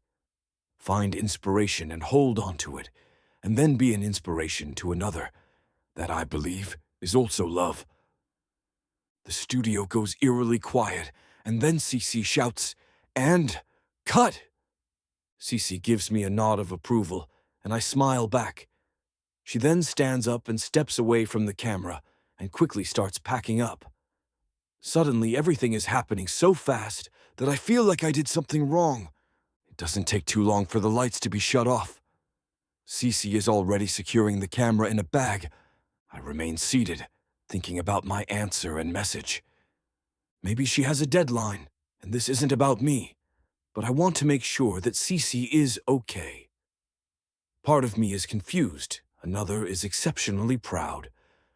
I walk toward her, and she smiles for a bit before zipping the bag. I hold her shoulders and gently turn her around. When she's facing me, I smile despite the confusion. It seems like she doesn't even want to look me in the eyes. Her smile is so weak, and she seems like she can't wait to leave. Why is she so gloomy? She made it. She'd been anxious about this for so long, but now she's done. Shouldn't she be happy? I don't know what's going on inside her head, but I want to comfort her. So I kiss her, with my hands cupping her face and my eyes closed. My heart stops, electrified as if it's our first. Cece kisses back, and I'm relieved. For a moment, I'm drowning in pride and joy, and then the next, I'm hurt and weary. Why does this kiss feel sad? Chapter 17. Caroline. Tonight is the night. It's the first screening of the movie, and I'm all prepped to be Matt's date. I'm wearing a red bodycon, V-neck dress paired with black strappy heels. As I fix my sleeves to make my arms look slim, I shiver at the thought of the crowd tonight. People will be there looking at me as I stand close to Matt. What would they think? Matt probably invited me to formally end our agreement. I'm done with my filming, and he's done with the movie. There's no other possible reason for tonight's appearance. I grab my black pouch and follow Matt to his car. When I walk out the door, I see him watching me from inside the car. I think his eyes are glistening, but maybe I'm just imagining it. There's no way he thinks I look good. I hop in the car, riding shotgun. When I close the door, I turn to him and he looks me straight in my eyes. Hey, I mumble. You ready? Matt gulps and nods without taking his eyes off me. I don't want to think that he's marveling over me, but the way he's looking makes my heart beat fast. Does he find me beautiful? You? He smiles. You look beautiful. My heart drops. No, I stop my own thoughts. He's just being kind. You look dashing, I tell him, and it's true. He looks so handsome in his black suit and tie. And you're breathtaking, I add, but only to myself. And I've fallen for you. I wish I could tell him these out loud. I wish I could be honest and say to him that I don't want us to end. But I can't. Just the mere thought of Matt rejecting already sends a punch in my chest. If he tells me he doesn't feel the same, it would probably poach my heart, and I can't take that. Can he even love me? Let's go, he says, giving me a smirk that makes me shiver all over. I simply nod, and then he takes off. Here we go to the end of whatever we have. Everything is happening too fast, or maybe because I just can't stop thinking about how this is our last night. One moment, we're smiling for the camera. The next, we're already clapping as the director walks to the stage. This is the first time I'm seeing the director in person. Matt has mentioned him a few times before, but I've never really seen him in action. He's waving at the audience with the microphone in one hand. Thank you for being here tonight, he starts. I'm barely listening as I'm too focused on how my elbow is touching Matt's. I'd like to thank everyone, the actors, the crew. Matt looks so excited as he listens intently to the director. He's resting his chin on his hand, smiling and nodding like a fan. I'm so proud of him that it hurts. I want to hold him in my arms and tell him he did an excellent job. I know how hard he has worked for this, and I'm happy that he's finally here, even if it means I will have to say goodbye after. All I hear are murmurs and applause, and then something catches my attention. Matthew Edwards changed the main theme last minute, the director shares. I was hella worried. I thought it didn't fit the movie. The crowd laughs. And Matt shakes his head. He covers his face with his hands and then looks back up again. I was scared, but it did work out well, the director continues. And I'm very much thankful for his talent. I remember Matt said that he needed our fake relationship as an inspiration to make the movie's theme. I stop breathing, feeling like something is stuck in my throat. My eyes well with tears, but I blink fast to stop myself from crying. Matt changed the theme. I didn't inspire him at all. He clearly doesn't love me. Don't cry, Caroline, I scold myself. Don't be stupid. I'm breathing shakily and my lips start quivering. Trevor was right, and Emily didn't lie at all. I don't deserve to be next to Matt. Does this mean I really only used Matt for the documentary? And he didn't need me at all? Maybe I really just wasted his time. How could I let myself fall? I shouldn't have agreed to this. I'm so stupid for thinking that I have a chance. I ball my fists, tap my feet relentlessly, and breathe fast through my mouth. At this point, I'm just glad that Matt is so focused on the director that he doesn't notice me going insane. How will I survive through the night? Matt doesn't feel the same way. He only invited me to formally end our deal. I don't have even the slightest chance with him. It's all over, right? I should just walk out before he walks out on me. It's time to save my heart from more pain. Matt, I whisper, trying my best to stop my voice from shaking. Can I go? What? He asks, shocked and confused. I have a terrible headache. I lie. I need to go. Just as the director wraps up his message, Matt opens his mouth to say something, but everyone stands up and roars, cheering for the director and the movie. We both join the crowd, and then I take the perfect chance to leave. I'll go ahead, I mumble, clutching on my bag so tightly. Enjoy the night, Matt. Matt tries to stop me as I walk away, but the director mentions his name, and he's left with no choice but to stay.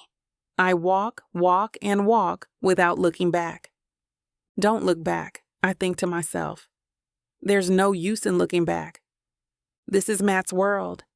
I'm incredibly proud of what's in store for him, and I wish I could be there to witness all of his successes, but I don't deserve to.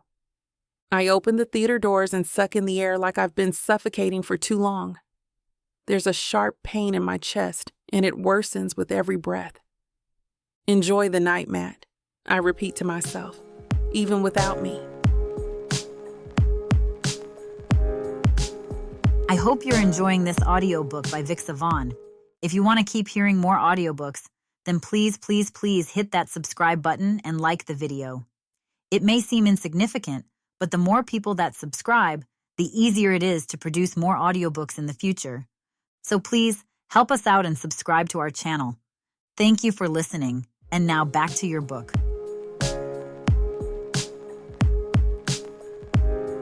Chapter 18.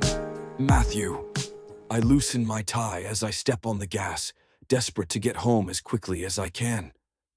The screening has just ended, and everyone is still at the venue, but I couldn't stay any longer. I'm too bothered about Cece. I'm not sure if I heard her right, but she said her head hurts, so she needed to leave. Maybe it was true, but something tells me that I have to get to her right away. I hope she's okay. It's heartbreaking that she didn't even hear the piece I worked so hard for. She didn't even catch even just the first few seconds of the film. I wanted her to be there with me, proud and happy. She looked so beautiful tonight, and I had been looking forward to that event. I'm not mad that she left. I'm worried, and I want to know if something else is bothering her. Cece hasn't been the same for a while. Was it something I said or did? Or is she really just following the deadline that we made ourselves? I honk at all the cars I pass by. I don't want to waste any moment. I'm not even sure if she's at my place, but I'm hoping that she is. I think about the medicines I have in my cabinet, just if she hasn't taken any yet. I'm panicking, and I'm racing through the roads like a madman. When I finally see my window, I let out a sigh of relief upon seeing that the lights are on. I leave my car on the driveway, not even bothering to park it properly. I bust the door open, unbutton my suit to feel more comfortable. I feel like I'm choking. "Cece," I call out, treading through the living room. "Where are you?" No answer, just little noises of stuff falling and hitting each other. And then I hear a zip. I dash to my room where I find her packing her things. She's still wearing her perfect-fitting red dress, barefoot and obviously rushing. She freezes when she sees me with some of her clothes in her hands. I look at the bags on the floor and then at her. Her mascara is running, but I don't think it's because of her headache. "What are you doing?" I ask. We hold each other's gaze for a while, and then she walks toward the bed to fold her clothes. "How was the screening?" I'm infuriated that she's ignoring me. She's acting like nothing is going on as she casually packs her things up. Now I'm mad. "What are you doing?" I ask again. Cece sniffs, but she covers it with a peal of weak laughter. She places the folded clothes into a bag and then looks me in the eyes. "I'm leaving, Matt." It feels like the world stopped turning. Somewhere deep inside me, I feel like I've already imagined hearing those words before, but I buried them deep. I was hoping I'd never hear them, but now that Cece has said it, I'm in disbelief. Every word felt like a punch, a stab, a sting. I feel the pain in every part of my body. To where?" I stutter. I'm lying to myself, denying the situation. She probably thinks I'm stupid, but everything isn't making sense. "You're leaving now?" I ask, sounding a bit desperate. She avoids my eyes. Instead, she heads to the bedside table to grab some notes and pens. "Yes," she answers. "As I should." "Cece, you left the screening," I tell her. "You didn't even hear my piece." I don't know why I told her that, but I'm in despair. I thought she needed to go, but it turns out she just wanted to. I thought she'd be proud of me. "I'm sure it was great," she huffs, organizing her things in another bag. "Congratulations, Matt." I can't believe she's showing no regret. She sounds so heartless, but I refuse to let her do this. She can call me crazy, but I don't think what we had was just a deal. It wasn't, at least for me. It indeed started as a mere agreement between two people with businesses. But I've fallen for Cece for real. It's not just her looks or her body. She's beautiful, and it wouldn't have been possible for me to finish my project if not for her. She was my inspiration, regardless of our deal. "Why are you leaving?" I ask her with grit. I'm standing my ground, just like what I did with Trevor. I know my truth, and I want her to know it. "What do you mean?" she asks, opening another suitcase beside the bed. "Why are you asking me that?" "Because I need to know." I raise my voice, making her jolt and look up to me. "Tell me why you're leaving, Caroline." She flinches when she hears her name. She looks away, and then she slowly stands up. "There's no point if I stay here tonight." Her voice echoes. She leaves me speechless, and I can't even move a muscle. I'm sure her next words will break me. "Your movie is done. My documentary is done," she adds. "We can end our fake relationship now." Damn. I felt love for the first time, and it was ineffable. I felt complete and confident, like I could do anything. I felt alive. So this is the risk a person takes, this terrible feeling of wanting to throw up in so much pain, this endless spiral makes you want to just disappear. I look into Cece's eyes with tears in mine. I'm looking for her truth, and when I see her eyes glisten, a tear rolls down my cheek, and I wipe it quickly. I don't think I'll ever forget this moment. My first heartbreak, and it's because of this beautiful woman in front of me. I realize she has been crying about tonight. It's a long shot, but she must have cried because she doesn't want this to be over. What's her truth? I look away, imagine my place without her. How will my mornings go without Cece? I don't think I'll ever make any happy music after she leaves. "It's over, Matt," she mumbles. "You don't have to deal with me anymore.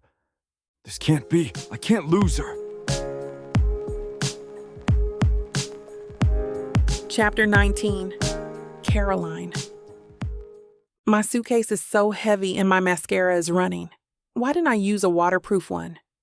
Honestly, these aren't even the bigger problems, but I thought that if I focus on them, I can stop thinking about not seeing Matt again. And even when I'm already making my exit, I still have to be a mess. Why couldn't I leave with grace at least? Sniffing, I lift the humongous suitcase again, the muscles on my arms protesting with every attempt. I'm not far from the door, but there's still the stairs. I have to think about things other than Matt, but Matt is still standing by the door, looking as gorgeous as ever. Not stressed out. No makeup running down his face or ugly crying. Why is he even here anyway? Shouldn't he be celebrating the movie? Isn't that what people do? Can't he just let me leave in peace and cry by myself? I bite my lips, holding the distressed sound in. I can't breathe from the snot clogging my nose. But I have to be strong. I won't have Matt to comfort me anymore. In fact, I don't have anyone now.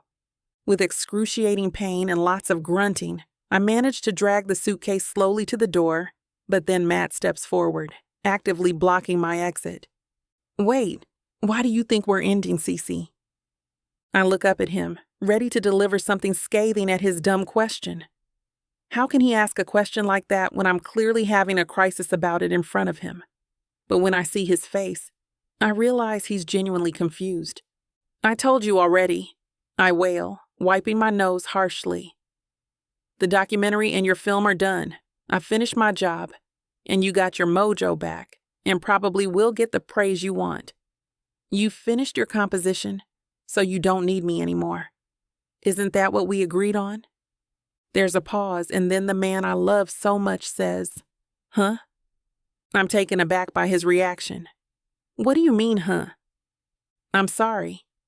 I can see you're really upset, but are we still doing that? His brows are pulled together. The pretending, I mean. I haven't felt like we've been pretending for a while now, but I can't be sure since you're the expert of relationships. One corner of his mouth rises at the running joke again. How can he still tease me when I'm practically drowning in my tears? Stop it, I protest, feeling half laughing even when I'm still crying. I'm sorry, he chuckles, stepping forward. He stands closer to me until he's only within a hair's breadth away. But I'm serious. I've thought what we have is real, but as I said, I can't be sure since it's my first time falling in love. My tears suddenly stop. Wait, what? Falling in love? Do you mean with me? You love me? Yeah, of course I love you. He nods. I wipe my tears with the back of my hands and look up at Matt, studying his face for any sign that he's messing with me. I've been with him long enough to know that he doesn't hide his emotions. If anything, that's one of the things I like about him. His realness. My shoulders start shaking, and not even a moment later, the tears start again. This time, they come tenfold. I cover my face with my hands, embarrassed to be ugly crying in front of him. I swallow the sobs back, not wanting to cry out like a baby. But then, I feel Matt's arms wrap around me, and I can't stop myself. My sobs fill the room, and I howl against his expensive suit jacket. My body racks from the intensity of my tears. At the back of my mind, I know that no amount of dry cleaning will help get rid of the makeup and snot on his coat, but he doesn't seem to mind. He lets me continue wailing against him, all while holding me tightly. Maybe it wasn't the words that made me cry again. Maybe it was the way he said it. He said those words so simply, so matter-of-factly, like it's something so obvious. Why are you crying? He asks softly, one hand rubbing my back, soothing me. Because I love you too, I hiccup against his clothes.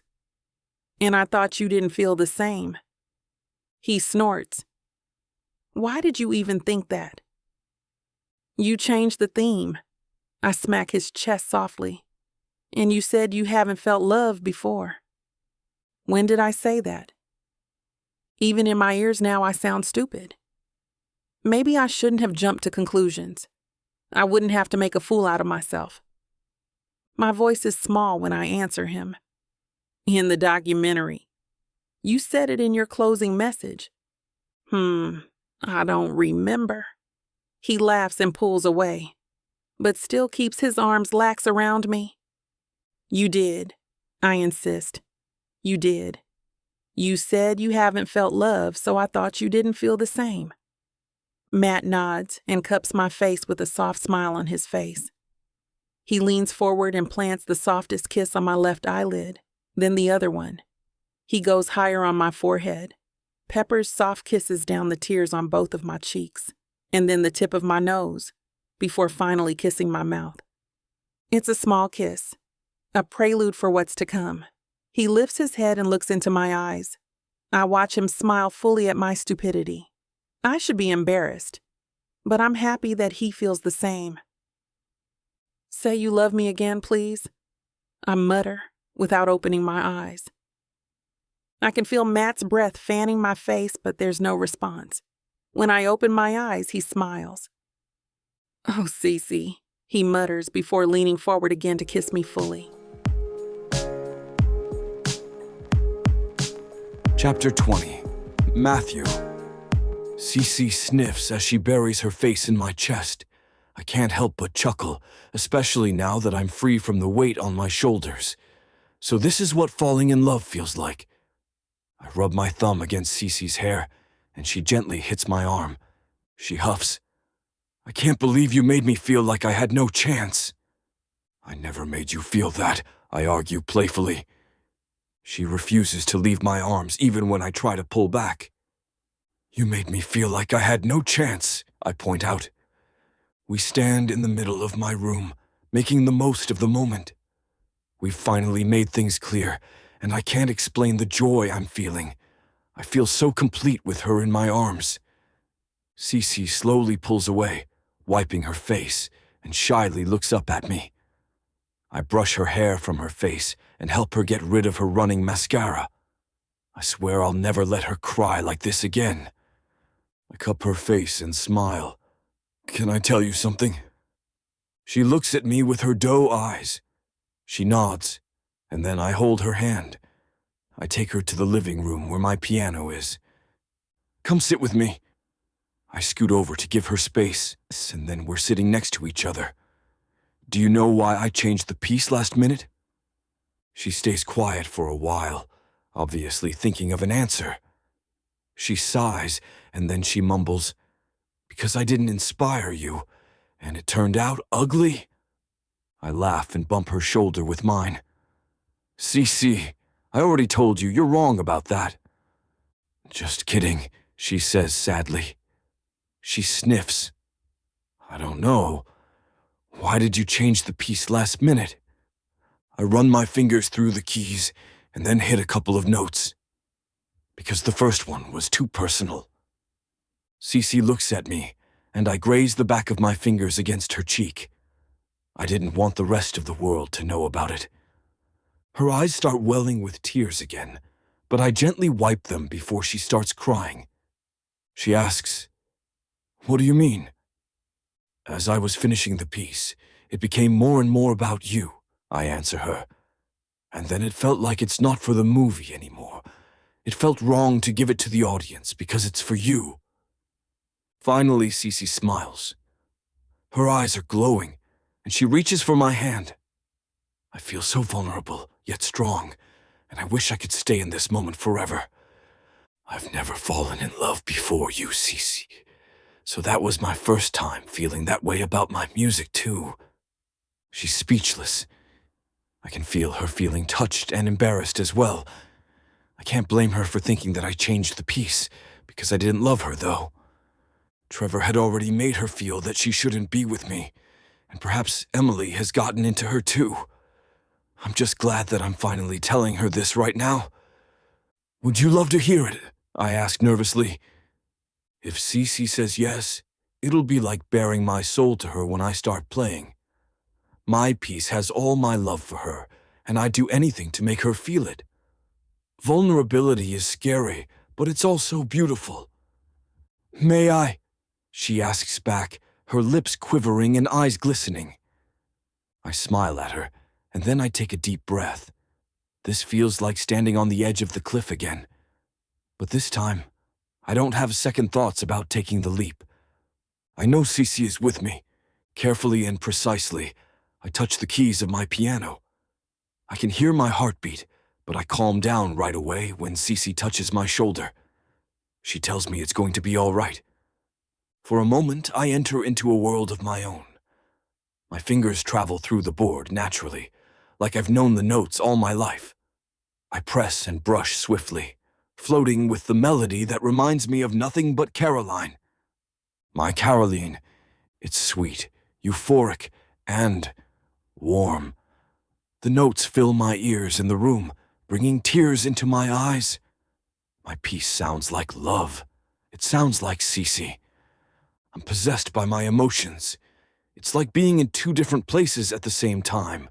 I'm elated, confident, and complete. I play my piece on and on until I realize I'm down to my last 5 notes.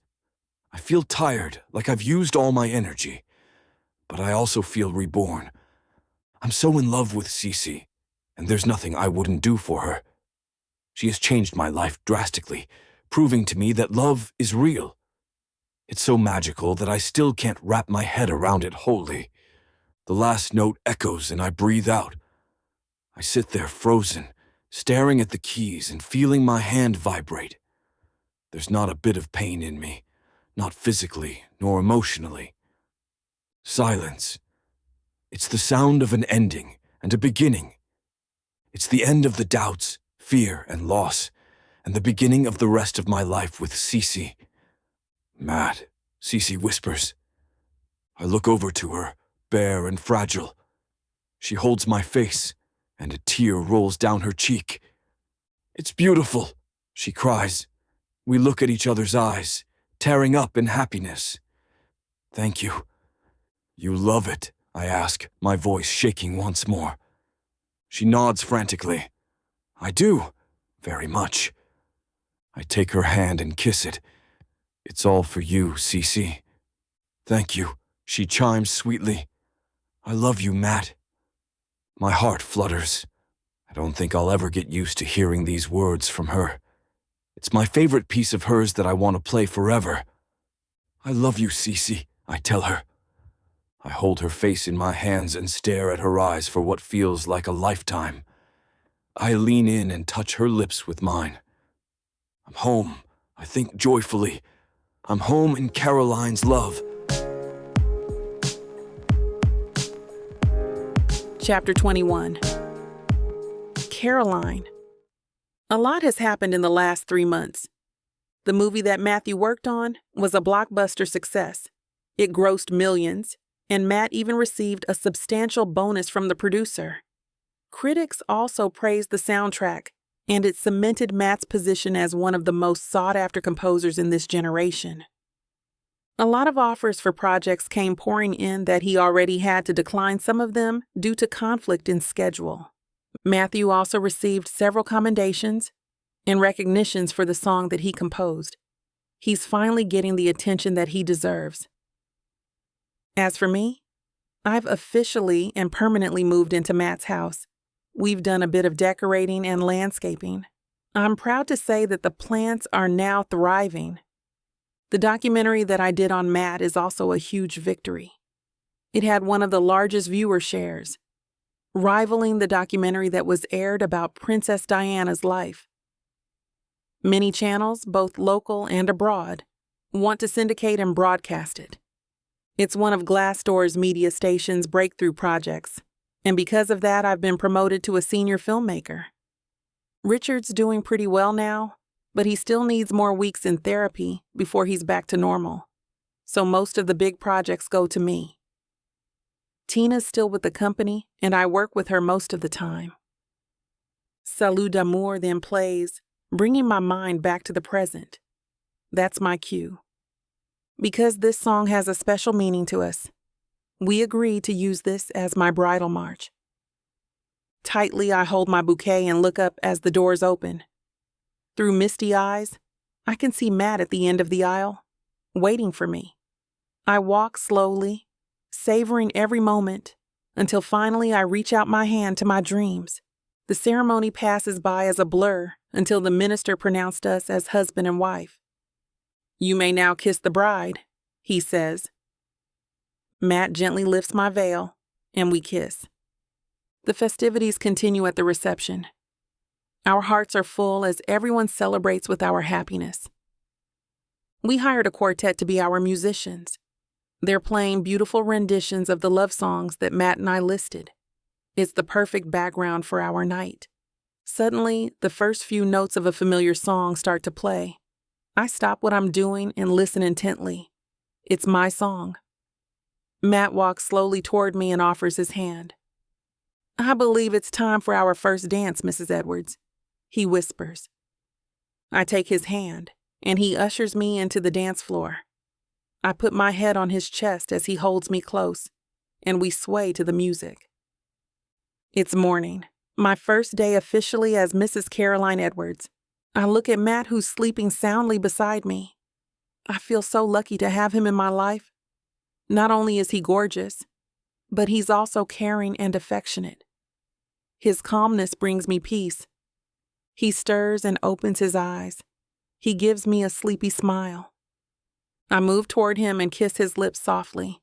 Little by little, our kiss turns more passionate as he grabs me toward him, our tongues exploring each other's mouths. Well, things are heating up again. You know what to do. Go to BWWM to get the dirty details that this platform won't put on the air. I know it sucks, but at least you can get a 40% discount with code VIXA40 to make up for it. Use it while it lasts and apply it to every digital product in your cart. Back to the story. He lays down beside me, pushes my hair away from my face, and kisses me on the forehead. He greets me with a dazzling smile. "Good morning, beautiful."